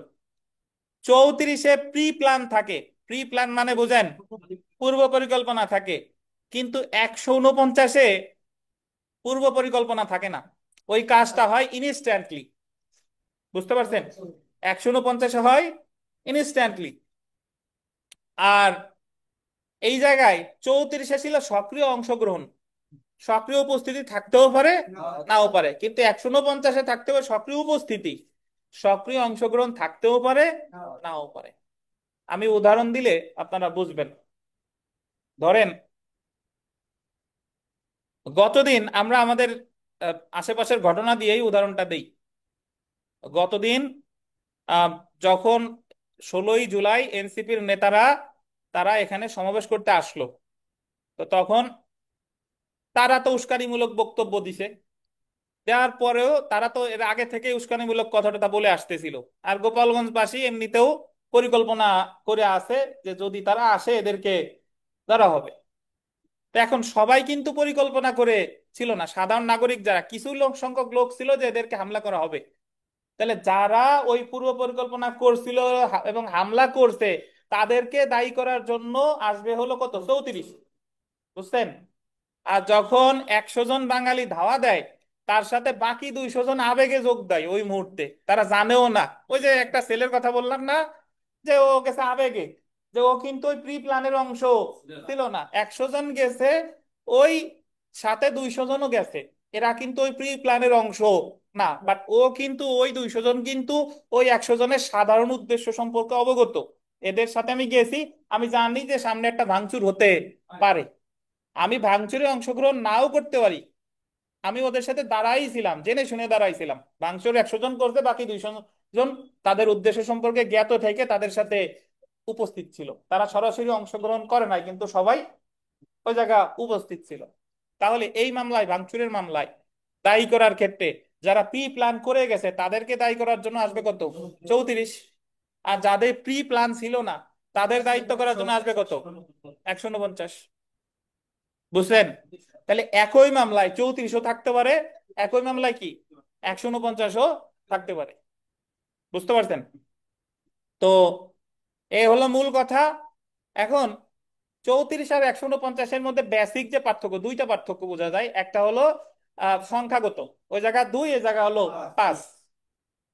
আর ওই জায়গায় প্রি প্ল্যান ছিল, এই জায়গায় প্রি প্ল্যান ছিল না। আর একটা পার্থক্য, ওই জায়গায় সক্রিয় অংশগ্রহণ ছিল আর এই জায়গায় থাকবে সক্রিয় উপস্থিতি। আর উভয় ক্ষেত্রে সবাই সমানভাবে দায়ী হবে। বুঝছেন? আচ্ছা, নির্মলে মাইক্রোফোনটা দেন। কি নীল আলো জ্বলে দেখেন? আচ্ছা নির্মল, একটা প্রশ্ন করি, আপনি উত্তর দেন। আগামীকাল তো আমাদের ফৌজদারি কার্যবিধি পরীক্ষা, আগে দণ্ডবিধি ক্লাস তারপরে পরীক্ষা। তো নির্মল বলেন যে কবর থেকে লাশ উত্তোলন, এটা ফৌজদারি কার্যবিধির কোথায় আছে? এটার ইংরেজিতে কি বলে? ডিজ ইন্টার ক্রপসেস। কে উত্তোলন করে? বা জেলা ম্যাজিস্ট্রেট, নির্বাহী ম্যাজিস্ট্রেট বা জেলা ম্যাজিস্ট্রেট। আচ্ছা, এখন পর্যন্ত সব পারছেন। এখন ধরেন বাস্তব উদাহরণ দেই, তাইলে আপনারা ভালো বুঝবেন। গোপালগঞ্জের সহিংসতায় যে কয়েকজন সাধারণ মানুষ মারা গেছে, তাদের পোস্টমর্টেম না করেই তাদের কি দিছে? কবর দিছে। বাট ফৌজদারি কার্যবিধির 174-এর 3 ধারায় বলা আছে যে আবহজনিত কারণ ছাড়া আর দূরত্বজনিত কারণ ছাড়া পোস্টমর্টেম অবশ্যই করতে হবে, বাকি সব ক্ষেত্রেই পোস্টমর্টেম করতে হবে। তো পরবর্তীতে যেহেতু পোস্টমর্টেম করে নাই, মানে সরি, তখন যেহেতু করে নাই, পরবর্তীতে কবর থেকে লাশ উত্তোলন করা হয়েছে, কবরস্থান আমার বাসার পাশেই। তো এই লাশটা উত্তোলন করলো কত ধারায়? 176-এর 2। নাকি লাশ উত্তোলন করতে আসছে কে? নির্বাহী ম্যাজিস্ট্রেট। এখন যদি এরকম হতো যে গোপালগঞ্জের এই মিয়াপাড়াবাসী আগে থেকে পূর্ব পরিকল্পনা করে আছে যে কবর থেকে কোনো লাশ উত্তোলন করতে আমরা দেব না, যেই নির্বাহী ম্যাজিস্ট্রেট, পুলিশ আসুক, যে আসুক না কেন, তাদের কর্মকাণ্ডে আমরা বাধা দেব, উত্তোলন করতে দেব না। এবং ঠিকই যখন নির্বাহী ম্যাজিস্ট্রেট লাশ উত্তোলন করতে আসলো, তখন ধরেন 100 জন বাধা দিছে, তারা আগে থেকেই পূর্ব পরিকল্পনা করেছিল যে এটা উত্তোলন করতে দিব না। তাহলে সরকারি কর্মকর্তাকে তার দায়িত্ব থেকে বিরত রাখা অপরাধ, এটা আমরা সামনে গিয়ে পড়ব। এই অপরাধের ধারার সাথে তাদের সবাইরে সমানভাবে দায়ী করার জন্য নির্মল উত্তর দিবে, আর কেউ না। সবাইরে সমানভাবে দায়ী করার জন্য কত ধারা আসবে? কেন, ব্যাখ্যা দেন। তাদের পূর্ব পরিকল্পনা ছিল। এখন যদি এরকম হয় যে তাদের কোনো পূর্ব পরিকল্পনা ছিল না, কিন্তু 5 জন ব্যক্তি, এলাকার 5 জন গণ্যমান্য ব্যক্তি যখন লাশ উত্তোলন করতে আসে, 5 জন ব্যক্তি ইনস্ট্যান্টলি বলতেছে যে আমি আপনাদের লাশ উত্তোলন করতে দিব না, তখন কি হবে? হ্যাঁ, হ্যাঁ। আর ওই 5 জনের যদি পূর্ব পরিকল্পনা থাকে যে বাধা দিব, 5 জন 149 হবে না? কেন? পূর্ব পরিকল্পনা ধরে না আছে। হ্যাঁ, কে 149 হবে না 5 জন যে? হ্যাঁ, 5 জন হলে 149 না? আপনারা অনেকে এই জায়গায় ধারণা পোষণ করেন, বহুকাল পড়াচ্ছি কিন্তু এখনো বুঝেন না, তারা ভাবেন যে 5 জন হলেই চোখ বন্ধ করে মনে 149। বিষয় কিন্তু তা না। 5 জন মানে তো সেটা 34-এর শর্তও পূরণ করতেছে। তা আমার 34 আর 149-এর অন্যতম যে প্রধান পার্থক্য, সেটা হলো 34-এর পরিকল্পনা ছিল, 149-এর পরিকল্পনা ছিল। 5 জন তো 34 হইতে পারে যদি পরিকল্পনা থাকে, 5 জন 34, যদি পরিকল্পনা না থাকে 5 জন কি 149। বুঝছেন? আচ্ছা ধন্যবাদ, আপনি শক্ত ছিলেন, দেন, ভুল টুল বলেন নাই। কিন্তু হাই হতাশ বাদ দিতে হবে, যে হচ্ছে না আমার দিয়ে এই সেই, এই আফসোস বাদ দিতে হবে। আচ্ছা, তো তাহলে 34 আর 149 কে বুঝেন নাই বলেন? এবং একই মামলায় 34ও থাকতে পারে, একই মামলায় 149ও থাকতে পারে। 5ই আগস্ট শেখ হাসিনা যাওয়ার পরে, দেশ ছেড়ে যাওয়ার পরে উনার বিরুদ্ধে প্লাস পুলিশের আইজিপি প্লাস ওবায়দুল কাদের এরকম পুলিশ টুলিশ দিয়ে উনাদের বিরুদ্ধে প্রথম যে মামলাটা ধানমন্ডি থানায় হয়েছে, ওই মামলার ধারা হলো 302, 34, 149। 302, 34 আর কত, 149। 34 দিয়ে দায়ী করছে শেখ হাসিনা প্লাস অন্যান্য যারা ফিল্ডে ছিল না, তারা প্রি প্ল্যান করছে। আর তাদের নির্দেশ অনুসারে কতিপয় পুলিশ কার্যকর করছে, বাট কিছু কিছু পুলিশ জানে যে এরা এই কাজ করবে, সাধারণ উদ্দেশ্য বাস্তবায়নে তারা ওই তাদের সাথে ছিল, তো তাদেরকে দায়ী করতে যোগ হয়েছে কত, 149। বুঝতে পারছেন? তাহলে আপনি এই জিনিসগুলো কখন লাগবে, যখন আপনি মামলা লিখবেন, ফৌজদারি প্র্যাকটিস করবেন, তখন কিন্তু 34 আর 149-এর ব্যবহার আপনার জানতে হবে। তাহলে আমরা ধরে নিব যে 34 হলেই পূর্ব পরিকল্পনা আছে, 149-এ পূর্ব পরিকল্পনা নাই। কোনো প্রশ্ন আছে? আছে? যান যান। স্যার, জি। স্যার 302 জানেন না? বাংলা সিনেমা চাইলে বোধহয় আপনি দেখেন নাই। আসলে আপনারা এই যুগের ছেলে পেলে তো দেখেন নাই। আপনারা কি বিটিভির সিনেমার যুগে ছিলেন, যে সপ্তাহে একটা সিনেমা হতো? আহ, শুক্র- শুক্রবারে আচ্ছা, আমি সপ্তাহে একটা পাইছি, এবং সিনেমার শেষ দৃশ্যে তো ওইটা বলতো যে তারে দণ্ডবিধির 302 ধারা অনুসারে যাবজ্জীবন কারাদণ্ড বা ফাঁসি দেওয়া হলো। তো 302টা তো ওই সময়তেই মুখস্থ। আচ্ছা। স্যার হ্যাঁ বলেন। স্যার আমি একটু একটু বলি স্যার। বলেন বলেন। স্যার 34 হইলো সাধারণ অভিপ্রায়, হুম আর দুই বা একাধিক, হুম হুম হুম। জি আর হইলো যে মানে পূর্ব পরিকল্পনা ছিল, জি আর 149 হইলো 5 বা ততোধিক স্যার, জি পূর্ব পরিকল্পনা ছিল না। জি। স্যার এটাই তো পার্থক্য নাকি স্যার? এটাই মূল পার্থক্য, জি।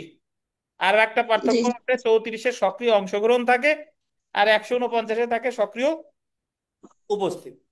ঠিক আছে, নুর আলম খান, বুঝছেন না?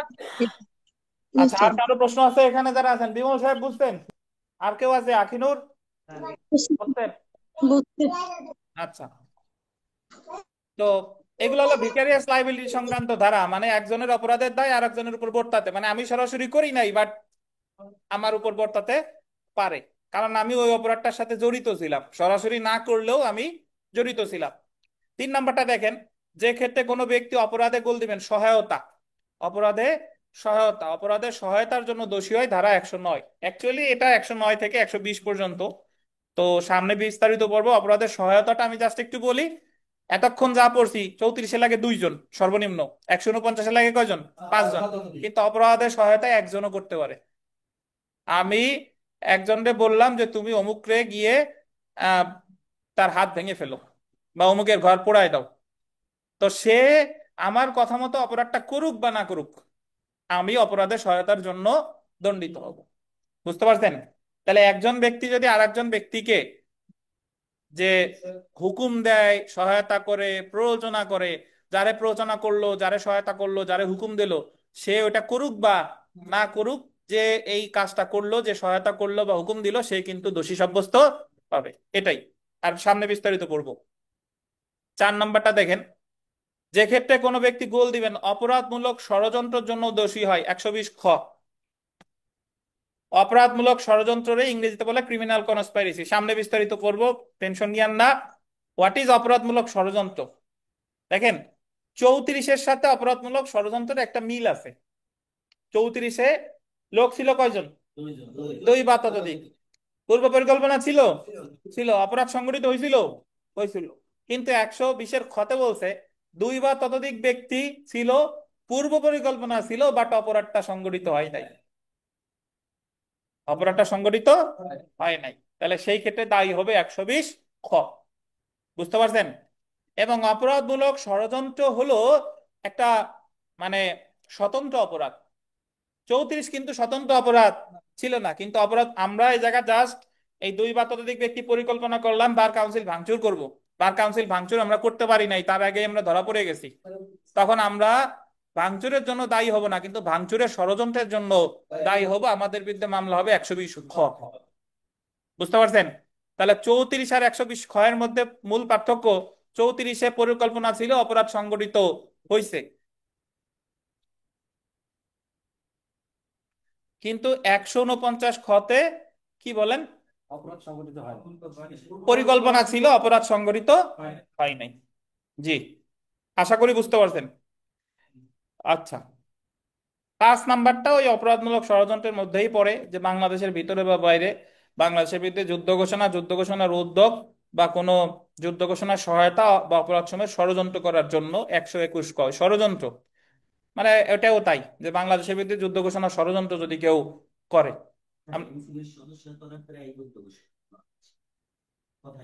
আচ্ছা, কথায় কথায় যুদ্ধ ঘোষণা করে, আচ্ছা দেখেন,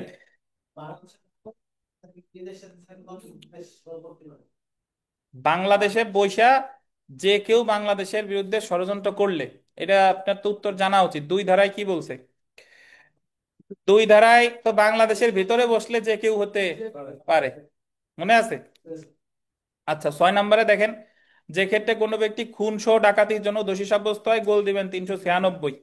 খুন সহ ডাকাতি, এই সব যতগুলো আমরা পড়লাম সবগুলো সামনে বিস্তারিত পড়বো, জাস্ট একটু ধারণা দিয়ে দেই।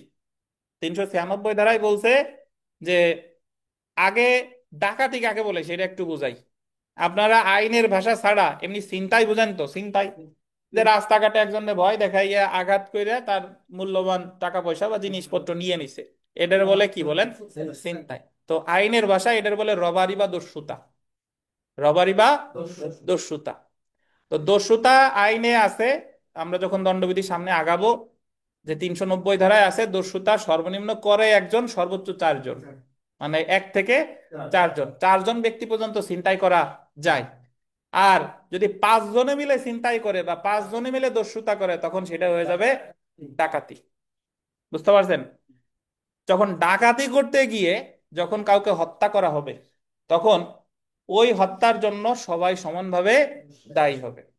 তাতে ডাকাতি করতে গিয়ে ধরেন ডাকাত দলের অন্য কয়জন সদস্য, ধরেন 5 জনে ডাকাতি করছে, 4 জনে আগে থেকেই বলে গেছে যে ভাই আমরা কাউরে হত্যা, ডাকাতি করব বাট কাউরে খুন খারাপি করব না, কিন্তু একজন ঠিকই ডাকাতি করতে গিয়ে হত্যা করে ফেলছে, তবুও সবাই সমানভাবে দায়ী হবে। আবার পূর্ব পরিকল্পনা করে গেলাম যে যদি আমরা ধরা পড়ে যাওয়ার সম্ভাবনা থাকে, তাহলে কারো হত্যা করে হলে আমরা পলায়ন করব, হত্যা করতেও পিছ পাবো না ইমার্জেন্সি সিচুয়েশনে। তাহলে পূর্ব পরিকল্পনা ছিল এবং ডাকাতি করতে গিয়ে হত্যা ঠিকই করেছে, তাহলে এক্ষেত্রেও সবাই সমানভাবে দায়ী হবে। কত? 396। এবং এখানে একটা জিনিস শিখে রাখেন, সেটা হলো 396 ধারার মধ্যে 34 আসবে না, 302ও আসবে না। মানে যদি আপনারা এইভাবে বলে যে 5 জন ব্যক্তি পূর্ব পরিকল্পনা অনুসারে ডাকাতি করতে গিয়ে হত্যা করছে, কোন কোন ধারায় মামলা হবে, তখন আপনি যোগ করবেন এই 396, 302, তারপরে 34। বুঝছেন? 34 নর্মালি আমরা দায়ী করি কিসের জন্য ভাই, লাগাই কিসের জন্য? যৌথভাবে দায়ের জন্য, কিন্তু 34-এর উপাদান 396-এর মধ্যে আছে, যেহেতু আছে সেহেতু আলাদা করে 34 আনা লাগবে না। আর 302ও 396-এর মধ্যে আছে, কারণ টাইটেল হলো খুন সহ ডাকাতি। সো যদি কেউ খুন সহ পরিকল্পনা মানে পূর্ব পরিকল্পনা করুক বা পরিকল্পনা ছাড়া যদি কেউ খুন সহ ডাকাতি করে, তাহলে মামলা হবে শুধুমাত্র কত ধারায়? 396 ধারায়, কখনোই কিন্তু 34 ধারা যুক্ত হবে না। এই হলো কথা, সামনে বহু ভুল করবেন, বাট আগে থেকে বলে নিলাম। তো 396 ধারায় ডাকাতির সময় যদি কোনো একজন ডাকাত খুন করে, তাহলে সকলেই ডাকাতির জন্য 396 ধারায় দণ্ডিত হবে। তাহলে এই হলো, এই যে যে আমরা যে ভিকারিয়াস লায়াবিলিটি সংক্রান্ত ধারা পড়লাম, এই ধারাগুলো সামনে আমরা বিস্তারিত পড়বো, বাট আমাদের দণ্ডবিধিতে এই ধারাগুলোই আছে, যে ধারাগুলো হচ্ছে পরার্থ দায় সংক্রান্ত। তো আমরা অভিন্ন অভিপ্রায় এবং যৌথ দায় এই অধ্যায়টা পড়া শুরু করব। আসেন,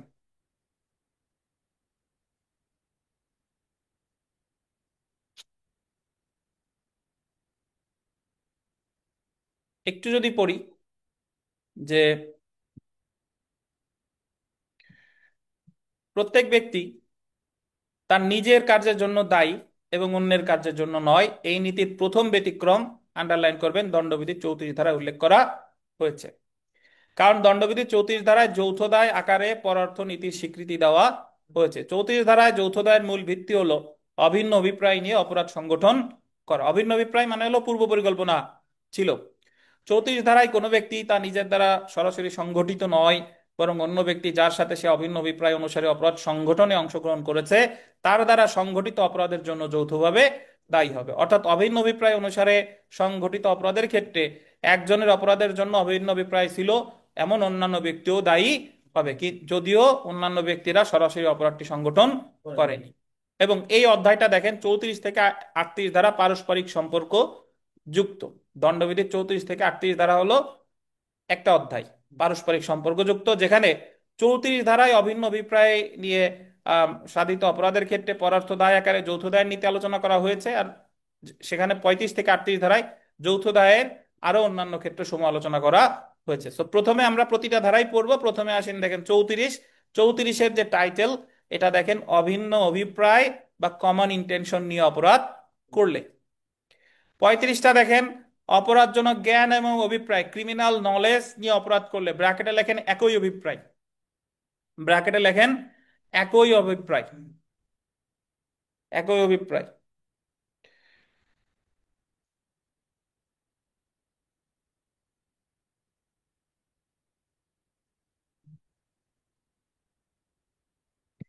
লিখছেন একই অভিপ্রায় কত ধারায় তাহলে? 35 ধারায়। আর অভিন্ন অভিপ্রায় 34। একই অভিপ্রায় কাকে বলে একটু ব্যাখ্যা দেই।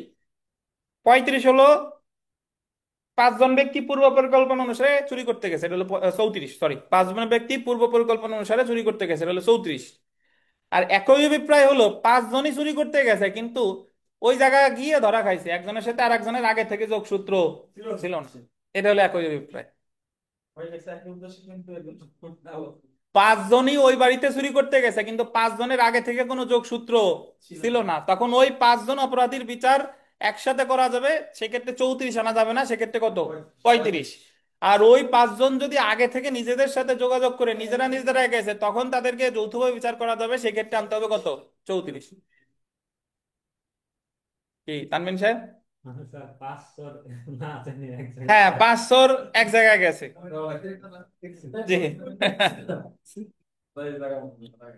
আচ্ছা, এছাড়া দেখেন 37 ধারায় বলছে কতিপয় কাজের একটি সম্পাদনের মাধ্যমে অপরাধে সহযোগিতা করলে, এটা সামনে গিয়ে বিস্তারিত পড়বো। 38 ধারায় বলছে অপরাধজনক কার্য সংগঠনে নিয়োজিত বা জড়িত থাকলে, এটাও সামনে বিস্তারিত পড়বো। তো আপাতত আমরা 34 ধারায় কি বলছে, 34 যদিও বোঝানো শেষ বাট তারপরও এখানে একটু আলোচনাটা পড়ে যায়। দেখেন 34 ধারায় বলা হয়েছে যখন গোল দিবেন দুই বা ততোধিক ব্যক্তি, পাইছেন?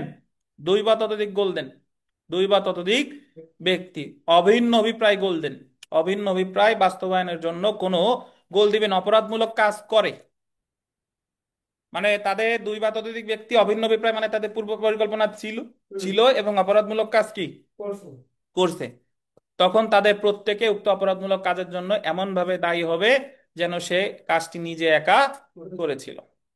বুঝতে পারছেন? তাহলে অভিন্ন অভিপ্রায় অর্থ আসলে কি, এটা যদি একটু পড়ি, যে দুই বা ততোধিক ব্যক্তি একই অভিপ্রায় অপরাধ করলে তাদের অপরাধ করার অভিন্ন অভিপ্রায় ছিল বলে মনে করতে হবে। অভিন্ন অভিপ্রায় হলো, আন্ডারলাইন করেন, পূর্ব পরিকল্পনা, মনের পূর্ব সমাবেশ, অপরাধ সংগঠনে গঠিত দলের সকল সদস্যদের মধ্যে গোল দিবেন, পূর্ব আলোচনা এবং উক্ত পরিকল্পনা বা আলোচনা অনুযায়ী অপরাধ সংগঠন করা। এই অভিন্ন অভিপ্রায় নীতির উপর ভিত্তি করে কতিপয় ব্যক্তিকে সংগঠিত কোনো অপরাধের জন্য যৌথভাবে দায়ী করা যাবে। তাহলে 34 ধারায় কতগুলো শর্ত আছে, এই শর্তগুলো আমরা একটু পড়ে ফেলি। দেখেন 1 নম্বর শর্তটা পড়ি, সর্বনিম্ন দুই বা ততোধিক ব্যক্তি, নাকি? তারপরটা দেখেন কোন ব্যক্তি কোনো একটি অপরাধমূলক কার্য সম্পাদন করবে, মানে অপরাধটা অবশ্যই সংগঠিত হবে। অভিন্ন অভিপ্রায় বাস্তবায়নে তারা এমন অপরাধমূলক কার্য করবে মানে তাদের মধ্যে একটা পূর্ব পরিকল্পনা ছিল। 4 নম্বর দেখেন অপরাধজনক কার্যটি সংগঠনে তাদের সকলের অংশগ্রহণ থাকবে, তারা সবাই সমানভাবে অংশগ্রহণ করবে। অর্থাৎ আন্ডারলাইন করবেন, এটা গুরুত্বপূর্ণ, দলগতভাবে অপরাধ সংগঠনে অংশগ্রহণ করা এটা যথেষ্ট যদি সে নিকটে কোথাও দাঁড়িয়ে থাকে, যেমন সে গেটে পাহারাদার হিসেবে দাঁড়াতে পারে বা তার সহযোগীদেরকে আসন্ন কোনো বিপদের বিষয় অবগত করতে পারে। বুঝতে পারছেন? তো এখানে আহ বরেন্দ্র কুমার ঘোষ বনাম কিং এম্পেরর একটা মামলা ছিল 1924 সালের। এটা একটু পড়ি, দেখেন এই মামলায় কি বলছে, যে তিনজন ব্যক্তি তাদের অভিন্ন অভিপ্রায় বাস্তবায়ন করতে একজন পোস্টমাস্টারকে হত্যা করে। খুনের সময় রুমের বাইরে উঠানে দাঁড়ানো ছিল এবং গুলি করে হত্যায় অংশগ্রহণ করেনি, বরং তিনি বাইরে দাঁড়িয়ে পাহারা দিচ্ছিল। যেহেতু আসামিদের সকলের অভিন্ন অভিপ্রায় বাস্তবায়নে পোস্টমাস্টারকে হত্যা করা হয়েছে, সেহেতু তাদের সকলের ক্ষেত্রে 34 ধারা প্রযোজ্য হবে এবং তারা সকলে 302 এর সাথে 34 ধারায় যৌথভাবে দায়ী হবে, যদিও তাদের ব্যক্তিগত কার্য কি কি ছিল, ভিন্ন ভিন্ন ছিল। মানে তিনজন আসামি ছিল, একজন কিন্তু সরাসরি হত্যা করে নাই, বাট সে পাহারাদার হিসেবে দাঁড়াইছিল, বাট সবাই এক্ষেত্রে সমানভাবে দায়ী হবে। এই জায়গায় তার মানে এটাই হলো সক্রিয় অংশগ্রহণ ছিল, সক্রিয় উপস্থিত নাও থাকতে পারে। জেনে রাখা ভালো, দণ্ডবিধির 34 ধারার মূল কথা হলো অভিন্ন অভিপ্রায় নিয়ে সংগঠিত কোনো অপরাধজনক কাজের জন্য কতিপয় ব্যক্তিকে যৌথভাবে দায়ী করা বা জয়েন্ট লায়াবল। এরপরেরটা গুরুত্বপূর্ণ, একটু আন্ডারলাইন করবেন। 34 ধারা আন্ডারলাইন করবেন, সাক্ষ্য আইনের একটা নীতিমাত্র, এটা স্বতন্ত্র বা মৌলিক অপরাধ সৃষ্টি করেনি। স্বতন্ত্র বা মৌলিক অপরাধ সৃষ্টি করেনি, এই কথাটার অর্থ হলো যে ধরেন শুধু 34 ধারায় কোনো মামলা করা যায় না।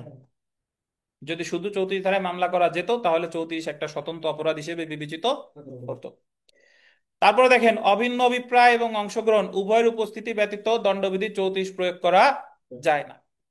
তারপরে দেখেন, কতিপয় ব্যক্তি অভিন্ন অভিপ্রায় নিয়ে অপরাধ করলে তাদের প্রত্যেকে একইভাবে দায়ী হবে এবং এমন ভাবে শাস্তি পাবে যেন তারা দায়ী হতো বা শাস্তি পেত যদি তারা পৃথক পৃথকভাবে অপরাধটি করত।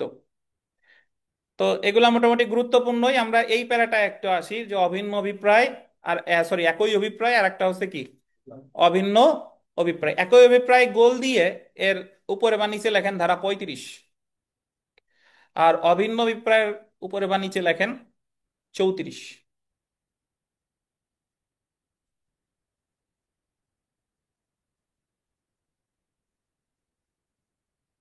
লিখছেন?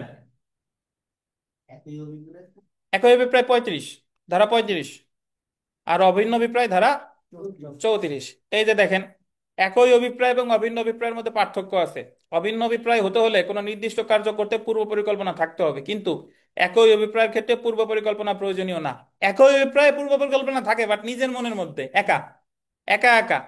আর অভিন্ন অভিপ্রায়ের মধ্যে পূর্ব পরিকল্পনা থাকে কি সবার মধ্যে।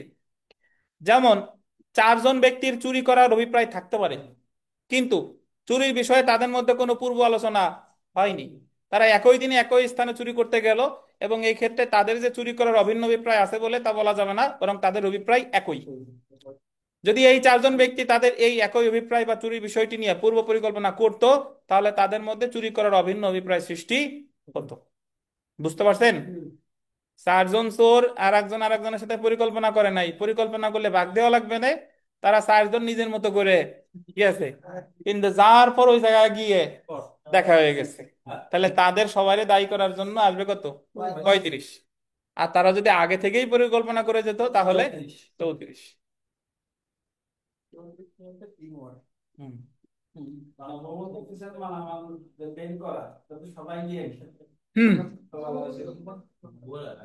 35। আচ্ছা, তো এখানে আমরা চলে আসি 34 আর 149-এর মধ্যে পার্থক্য। বিস্তারিত পড়বো না, জাস্ট এইগুলো ধরাই দিয়ে যাই, এগুলো একটু দেখেন। পূর্ব পরিকল্পনা আপনারা পড়বেন বিস্তারিত। 34-এ পূর্ব পরিকল্পনা কি বলেন থাকে, কিন্তু 149-এ ধরে নিবেন থাকে না। আচ্ছা, তারপরে সংখ্যাগত আন্ডারলাইন করেন। সংখ্যা কত, 2 বা ততোধিক, আর ওই জায়গা কত, 5 বা ততোধিক। জি। তারপরে চলে আসে অংশগ্রহণ, পার্টিসিপেশন অ্যান্ড প্রেজেন্স। সক্রিয় অংশগ্রহণ লাগে কিসে, 34-এ। আর সক্রিয় উপস্থিতি থাকতেও পারে নাও পারে, কিন্তু 149-এ সক্রিয় উপস্থিতি লাগে, সক্রিয় অংশগ্রহণ থাকতেও পারে নাও পারে। এই দুটো বিষয় বুঝতেন কিনা? অনেকে পড়াইতে গেলে যে সমস্যা হয়, তারা সক্রিয় উপস্থিতি আর সক্রিয় অংশগ্রহণ এই দুইটা জিনিস বুঝতে পারে না। পীযূষ সাহেব বুঝছেন কিনা? সক্রিয় অংশগ্রহণ আর সক্রিয় উপস্থিতি বুঝছেন? সক্রিয় অংশগ্রহণ মানে হলো অপরাধটা করতে, ধরেন একজনে 5 জনে খুন করতে, 5 জন বিভিন্ন জায়গায় পাহারারত ছিল, এই জায়গায় হলো সক্রিয় অংশগ্রহণ আছে বাট সক্রিয় উপস্থিতি নাই। আর যদি 5 জনই ঘটনাস্থলে উপস্থিত থেকে খুন করে, তাহলে সক্রিয় অংশগ্রহণও আছে, সক্রিয় উপস্থিতিও আছে। বুঝতে পারছেন? তো তাহলে 34-এর ক্ষেত্রে যেটা ম্যান্ডেটরি সেটা হলো সক্রিয় অংশগ্রহণ, আর 149-এর ক্ষেত্রে যেটা ম্যান্ডেটরি সেটা হলো কি, সক্রিয় উপস্থিতি।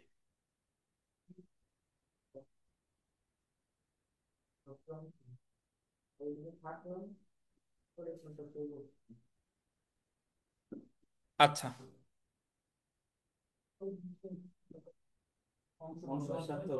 পরেরটা দেখেন, স্বতন্ত্র অপরাধ। অ্যাকচুয়ালি দুইটার কোনোটাই স্বতন্ত্র অপরাধ না, ঠিক আছে, বাট 149 যে জায়গা আছে সেই জায়গায় আর কোনো অপরাধ থাক বা না থাক, একটা জিনিস আছে, সেটা হলো বেআইনি সমাবেশ। কেমনে, একটু আমি ব্যাখ্যা দিই, এটা পরবর্তীতে যখন পড়বো। 141 ধারায় বলছে যে 5 বা ততোধিক ব্যক্তি একত্রিত হইয়া তারা যদি কোনো বেআইনি কাজ করে সেটার বলে বেআইনি সমাবেশ। 5 বা ততোধিক ব্যক্তি একত্রিত হইয়া যদি কোনো বেআইনি কাজ করে সেটার বলে বেআইনি সমাবেশ। ধরেন আমরা এই জায়গায় 5 বা ততোধিক ব্যক্তি আছি, এটা লফুল অ্যাসেম্বলি মানে আইনগত সমাবেশ, এখনো বেআইনি সমাবেশ হয় নাই, কিন্তু আমরা এই 5 বা ততোধিক ব্যক্তি রাস্তায় গিয়ে যদি কোনো অপরাধ করি, তখন আমাদের এই সমাবেশটা হয়ে যাবে কি, বেআইনি সমাবেশ। আর বেআইনি সমাবেশের সদস্যরা কোনো অপরাধ করলে তাদের যে যৌথ দায় সেটা আলোচনা করছে 149-এ। অর্থাৎ বেআইনি সমাবেশের সদস্যরা সবাই সমানভাবে দায়ী হবে, এই কথাটা বলছে 149-এ। তাহলে 149-এও সরাসরি মামলা করা যায় না, বাট 149 যে জায়গায় আছে সেই জায়গায় আর কোনো অপরাধ থাক বা না থাক, একটা অপরাধ অবশ্যই আছে, সেটা কি জানেন, বেআইনি সমাবেশ।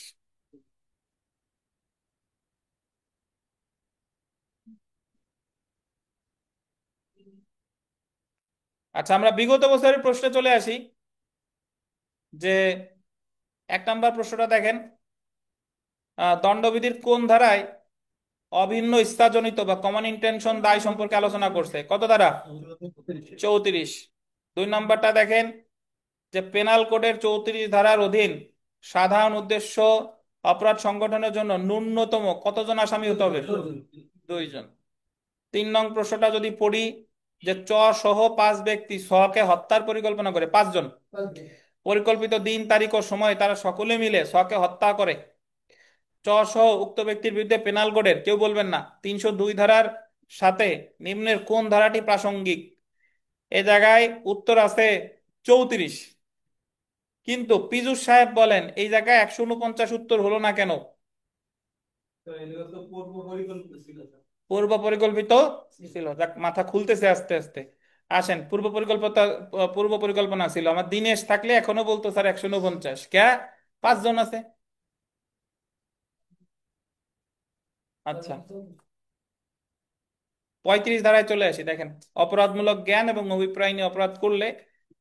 তো এটা 35 আসলে এখানে অনেক ব্যাখ্যা দেওয়া আছে, এত ব্যাখ্যা পড়বো না, জাস্ট 35 ওই যে আগে বুঝতেন না, ওইটুকু বুঝলেই হবে। সো বিস্তারিত আর পড়তেছি না। 35 মানেই হলো অপরাধমূলক জ্ঞান, অভিপ্রায়, আর 8 নাম হচ্ছে একই অভিপ্রায়, সিমিলার ইন্টেনশন। এই ব্যাখ্যা ট্যাখ্যা এত পড়ার দরকার নাই, এটুক বাদ, ইলাস্ট্রেশন যে দুইটা আছে এত পড়ার প্রয়োজন নাই। বুঝছেন? 35 জাস্ট এমনি বুঝলে হইলো যে একই অভিপ্রায় কি, কত ধারা, 35, এত পড়া লাগবে না। 36টা আসি, 36, আচ্ছা চলে আসবে।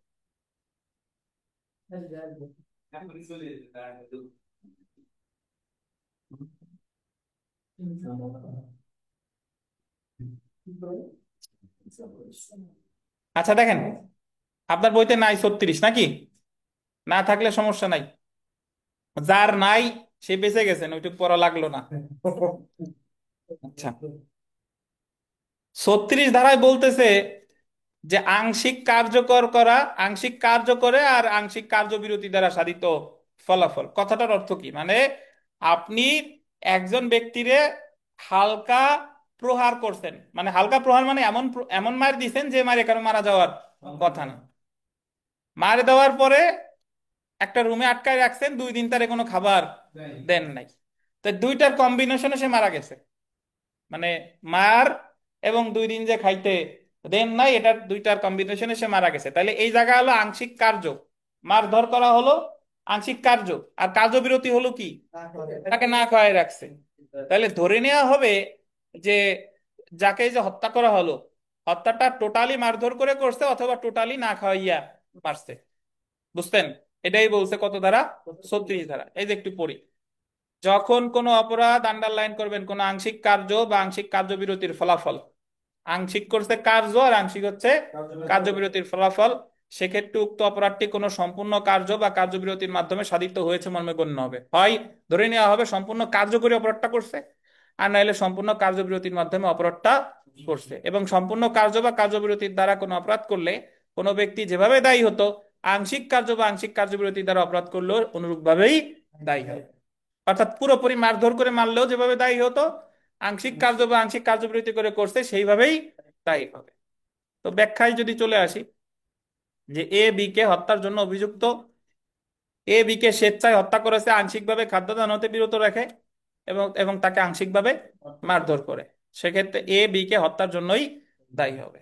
তাহলে যদি বলে আংশিক কার্য আর আংশিক কার্যবিরতি, ধরে নিবেন কত, 36।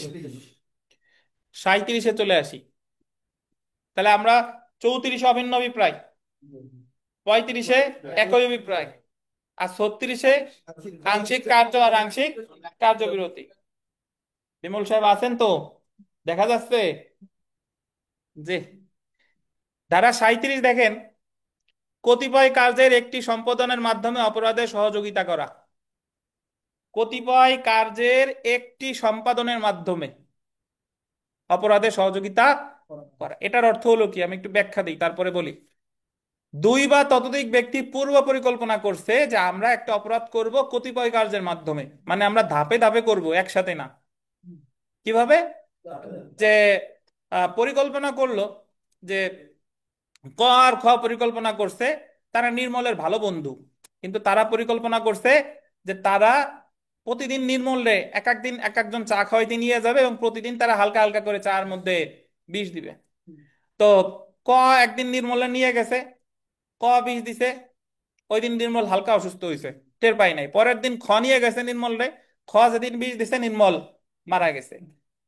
তাহলে নির্মলরে হত্যা করার জন্য যদিও ওই জায়গা ক ছিল না, কার বিষে মারা গেছে, খতে, কিন্তু এই জায়গা ক খ উভয় সমানভাবে দায়ী হবে, এই যে কতিপয় কার্যের একটি সম্পাদনের মাধ্যমে। বুঝছেন? যদি এরকম হতো, যদি এরকম হতো যে ক প্রথম যেদিন খাওয়াইছে, নির্মলের এমনি পেটের সমস্যা, হজম হয় না, প্রথম দিন বিষ খাওয়াইতে ও ঢলে পড়ছে, তো সেই ক্ষেত্রে খ কিন্তু বিষ খাওয়ানো লাগে নাই, কিন্তু তবুও খ কিন্তু দায়ী হবে। কত ধারা? 37 ধারা। 34 না, 37। বুঝছেন? তো এখন আপনাদের অনেকের প্রশ্ন আসে যে স্যার তাহলে 34 আর 37-এর মধ্যে পার্থক্যটা কি আসলো? 34-এর একটা আপডেটেড ফর্ম হচ্ছে 37। 34 হলো পুরো কাজটা করতাম এক ধাপে, যে দুইজনে মিলে পরিকল্পনা করতাম যে এই যে তোরে বিষ দিলাম আজকেই খাওয়াই মেরে ফেলবি, বা দুইজনে মিলে খাওয়াই মেরে ফেলবো। বুঝছেন? তখন আসতো কত, 34। আর এই জায়গা 37-এর ক্ষেত্রে মনে রাখবেন কতিপয় কার্য, মানে একসাথে না, ধাপে ধাপে, ধাপে ধাপে, তো সেই ক্ষেত্রে আসবে কত, 37। তিলে তিলে মারা, জি। বুঝছেন নির্মল? আচ্ছা দেখেন, তাহলে যে ক্ষেত্রে কতিপয় কার্যের মাধ্যমে কোনো অপরাধ সংগঠন করা হয়, সেক্ষেত্রে যে ব্যক্তি একাকী এবং যৌথভাবে অন্যের সাথে উক্ত কার্যক্রমের যে কোনো একটি কার্য, আন্ডারলাইন করেন, যে কোনো একটি কার্য করার মাধ্যমে উক্ত অপরাধ সংগঠনে ইচ্ছাকৃতভাবে সহযোগিতা করে, সেক্ষেত্রে সহযোগিতাকারীও উক্ত অপরাধটির জন্য দায়ী হবে। অপরাধজনক কাজে সহযোগিতা করা একটা অপরাধ, অপরাধজনক কাজে সহযোগিতা করা একটা অপরাধ, এবং ফলশ্রুতিতে কোনো অপরাধে অভিযুক্তকে ইচ্ছাকৃতভাবে সহযোগিতা শাস্তিযোগ্য অপরাধ। অপরাধ সংগঠনে ইচ্ছাকৃত সহযোগিতা শাস্তি ধারা আপনি মনে রাখবেন, 34-এ কোনো কাজ একবারে করে ফেলে, আর 37-এ করবে কি, ধাপে ধাপে। ধরেন এইভাবেও হতে পারে যে 5 জনে মিলে পরিকল্পনা করলেন যে আমরা ব্যাংক অমুকের বাড়িতে চুরি করব বা শীত কাটতে সময় লাগবে, তুই একদিন খুঁজবি, পরের পালা আর একজনের, এরকম 5 দিন 5 জন যাবি, এভাবে যতদিন পর্যন্ত না হচ্ছে আস্তে আস্তে কাজ চালাবি। তখন তাদেরকে দায়ী করতে কত আসবে বলে, 37। তো এই যে দেখেন, এ ও বি আলাদা ভাবে ও ভিন্ন ভিন্ন সময়ে গোল দিবেন অল্প মাত্রার, আলাদা আলাদা ভাবে এবং সময়ও কি ভিন্ন ভিন্ন। অল্প মাত্রার বিষ প্রয়োগে সি কে খুন করার জন্য একমত হয়। তাহলে এ ও বি তারা সি রে খুন করতে চাইছে। এ ও বি সি কে খুন করার লক্ষ্যে চুক্তি মোতাবেক সি কে বিষ প্রয়োগ করে। আম, সি এর উপর প্রয়োগকৃত কতিপয় মাত্রার বিষের প্রভাবে সি মৃত্যুবরণ করে। যদিও এ ও বি এর কার্য পৃথক পৃথক পৃথক, কারণ তারা পৃথক পৃথক ভাবে ও ভিন্ন ভিন্ন সময়ে বিষ প্রয়োগ করেছে, তথাপি তারা চুক্তি মোতাবেক খুন সংগঠনে স্বেচ্ছায় সহযোগিতা করেছে এবং এই কারণে তারা উভয় উক্ত খুনের জন্য দায়ী হবে। তাহলে ফেরদৌস সর্দার 34 আর 37-এর ভিতরে পার্থক্য কি ফেরদৌস? তাহলে হচ্ছে পূর্ববর্তী এই একই সময় ঘটনাটা ঘটাবে, আর ওটা হচ্ছে ধাপে ধাপে। ধাপে ধাপে কতিপয় কার্যের মাধ্যমে, ধাপে ধাপে। কতিপয় কার্যের মাধ্যমে। আমরা বিগত বছরে একটা প্রশ্ন এসেছিল, এটা একটু পড়ে ফেলি। এক্স ও ওয়াই জেড কে পৃথক সময়ে ক্ষুদ্রমাত্রার বিষ প্রয়োগে খুন করার চুক্তি করে চুক্তি মোতাবেক বিষ প্রয়োগ করে, কিন্তু এক্স এর প্রদত্ত বিষের মাত্রার কারণে জেড মারা যায়। উক্ত ক্ষেত্রে কি শুধু এক্স দায়ী হবে? না, না। তারা সবাই সমানভাবে দায়ী হবে। কত ধারা? 37 ধারা। ধাপে ধাপে। বুঝছেন? তো তাহলে এখানে একটা জিনিস খেয়াল করেন যে আমরা 34 থেকে 37 পর্যন্ত পড়ে ফেলেছি। অভিন্ন অভিপ্রায় 34, একই অভিপ্রায় 35, আংশিক কার্য আংশিক কার্যবিরতি 36, কতিপয় কার্যের মাধ্যমে অপরাধ সংগঠন কত? 37। এই অধ্যায়ে একটা প্রশ্ন বাকি আছে, এটা একটু পড়ি। অপরাধজনক কার্যে জড়িত ব্যক্তিগণ কোল দিবেন ভিন্ন ভিন্ন অপরাধের জন্য দোষী হতে পারে। ধারা হচ্ছে কত? 38। আমি আগে একটা উদাহরণ দেই, তারপরে আমরা পড়ায় ফিরবো। শুনেন, আমরা সামনে পড়ব যে যদি আকস্মিক উত্তেজিত হয়ে একজন আর একজনকে হত্যা করে, সেটার বলে নিন্দনীয় নরহত্যা। অর্থাৎ হঠাৎ করে, ওই যারা ফুটবল খেলা দেখেন, দেখবেন যে 2006 সালের বিশ্বকাপের ফাইনাল ম্যাচে ইতালির একজন প্লেয়ার, সে জিনেদিন জিদানকে একটা আপত্তিকর কথা বলে এবং জিদান উত্তেজিত হয়ে তার মাথা দিয়ে ওই প্লেয়ারের বুকে আঘাত করে। তো ওই মুহূর্তে যদি ওই লোকটা মারা যেত, প্লেয়ারটা মারা যেত, তাহলে জিদান খুনের জন্য দোষী হতো না, সে হতো নিন্দনীয় নরহত্যা। কারণ জিদানের কি ম্যাচ খেলার আগের তো পরিকল্পনা ছিল যে ওরে মারবো। তাহলে সাময়িক উত্তেজিত হয়ে কেউ যদি কোনো কাজ করে, সেটারে খুন বলা যায় না, সেটারে বলে কি? নিন্দনীয় নরহত্যা। কিন্তু যে কাজটা পরিকল্পনা মাফিক করে, সেটারে বলে খুন। বুঝছেন? তাহলে ধরেন এই জায়গায় এই ফেরদৌস আর নির্মল, নির্মল খুবই বাজে একটা কথা বলছে হঠাৎ করে, ফেরদৌস খুবই উত্তেজিত হয়ে গেছে। ফেরদৌস উত্তেজিত হয়ে নির্মলের দিকে তেড়ে যাচ্ছে যে আপনার, তোমার কত বড় সাহস এই কথা বলো, তোমার আজকে শেষ করে ফেলবো। তো এই উত্তেজনা দিছে কে? নির্মল। আচ্ছা, এই মুহূর্তে যদি ফেরদৌস নির্মলকে মেরে ফেলে কি হবে? নিন্দনীয় নরহত্যা। এখন ফেরদৌস তো তেড়ে যাচ্ছে, এখন পাশ থেকে নূর আলম খান ফেরদৌসরে বলতেছে যে আরে বেটা, খালি হাতে মারি কি মজা পাবি? এই যে পাশে দেখ ইট আছে, ইট নিয়ে যা। ইট ধরাই দিছে এবং ফেরদৌস ঠিকই গিয়ে ইট দিয়ে নির্মল রে মেরে ফেলছে এবং নির্মল মারা গেছে। তাহলে এই ক্ষেত্রে ফেরদৌস পূর্ব পরিকল্পনা অনুসারে কাজটা করছে, তাহলে ফেরদৌস দণ্ডিত হবে খুনে সহায়তার জন্য, খুনে সহায়তা। বুঝছেন? আর নির্মল দণ্ড আর সরি, ভুল বলছি, নূর আলম দণ্ডিত হবে খুনে সহায়তা, কারণ সে তো ইটটা ফেরদৌস রে ধরাই দিয়েছে, আর ফেরদৌস তো কাজটা করছে রাগের বশবর্তী হয়ে। সো ফেরদৌস করেছে কি? নিন্দনীয় নরহত্যা। তাহলে এখানে একজন অপরাধ মারা গেছে একজন, কিন্তু একজন দণ্ডিত হচ্ছে নিন্দনীয় নরহত্যার জন্য, আর একজন দণ্ডিত হচ্ছে কি? খুনের জন্য। বুঝছেন? তো তাহলে খুনের জন্য কেন দণ্ডিত হচ্ছে? কারণ আর একজনের কি ছিল? পূর্ব পরিকল্পনা ছিল। আর ফেরদৌস যে কাজটা করেছে সে তো গ্রেভ এন্ড সাডেন প্রভোকেশন, গুরুতর এবং আকস্মিক উত্তেজিত হয়ে। তাহলে এটাই হলো আমার 38 ধারা। একটু পড়ি দেখেন। এই আপনার কি বিড়ালের চোখ নাকি? লাইট তো অন করেন না। ও দেখতেছেন, দেখেন। যে ক্ষেত্রে কতিপয় ব্যক্তি কোনো অপরাধমূলক কার্য সংগঠনে নিয়োজিত বা জড়িত হয়, সেক্ষেত্রে তারা সেই কাজের মাধ্যমে ভিন্ন অপরাধে দোষী সাব্যস্ত হতে পারে। উদাহরণ দেখেন, গুরুতর উত্তেজনার এমন পরিস্থিতিতে আরিফ জামানকে আক্রমণ করেছে যে সে জামানকে হত্যা করলে সেটা খুন বলে গণ্য নয়, এমন নিন্দনীয় হত্যা। মানে গুরুতর আকস্মিক উত্তেজনায় আরিফ যদি জামানকে হত্যা করে তাহলে সেটা খুন হবে না, সেটা হবে নিন্দনীয় হত্যা। জামানের প্রতি বদরুলের বিদ্বেষ থাকা এবং হত্যা করার অভিপ্রায় কোনো প্রকার উত্তেজনা না থাকার পরেও জামানকে হত্যা করতে বদরুল আরিফকে সহায়তা করেছে। ধরেন বদরুল বলল যে বেটা এই ছুরি নিয়ে যা। হ্যাঁ, এই ক্ষেত্রে যদিও আরিফ ও বদরুল উভয়ই জামানের হত্যার সাথে জড়িত, তথাপি বদরুল খুনের জন্য দোষী হবে এবং আরিফ শুধুমাত্র কি নিন্দনীয় নরহত্যার জন্য দায়ী হবে। তার মানে এখানে অপরাধ হইছে একটা, বাট দুইজন দণ্ডিত হচ্ছে দুই রকম ভাবে। এটা হলো কত? 38। তো 37 আর 38-এর মধ্যে তাহলে মানে 37 আর 38-এর ভিতর পার্থক্য কি? 37 হলো উভয় ব্যক্তি, দুইজনের মধ্যেই পরিকল্পনা ছিল কোনো অপরাধ কতিপয় কার্য সম্পাদনের মাধ্যমে। আর 38 হলো একটাই অপরাধ হয়েছে বাট শাস্তি পাবে দুইজন, দুই রকমের। জি। তো 37 ও 38 ধারার মধ্যে পার্থক্য যদি দেখেন, 37 ও 38 ধারার মধ্যে পার্থক্য হলো 37 ধারা যেখানে একই অপরাধের জন্য দায়ী হচ্ছে, 38 ধারা সেখানে ভিন্ন ভিন্ন অপরাধের জন্য দায়ী হতে পারে। 37 ধারার মূল ভিত্তি যেখানে স্বেচ্ছাকৃত সহায়তা, ইন্টেনশনাল কোঅপারেশন। 38 ধারার মূল ভিত্তি হলো অপরাধ সংগঠনে জড়িত বা এঙ্গেজড। তো সেলফ প্র্যাকটিসে অনেক প্রশ্ন আছে, আপনারা এগুলা পড়ে ফেলবেন, সবই গুরুত্বপূর্ণ। যদি কেউ কোনো প্রশ্ন বুঝতে না পারেন তাহলে অবশ্যই নেক্সট দিন এসে জানাবেন। আজকে যেহেতু ইলেকট্রিসিটি নাই আর প্রশ্ন প্রিন্ট দিতে পারি নাই, প্রশ্ন প্রিন্ট দিয়ে মাগরিবের আজান দিয়ে দিচ্ছে, আবহাওয়াও খারাপ, আবার আগামীকাল পরীক্ষা আছে। আজকে এই পর্যন্তই থাক। আগামীকাল কিন্তু আগে ক্লাস তারপরে পরীক্ষা। সো সবাই এসে যান, বলেন।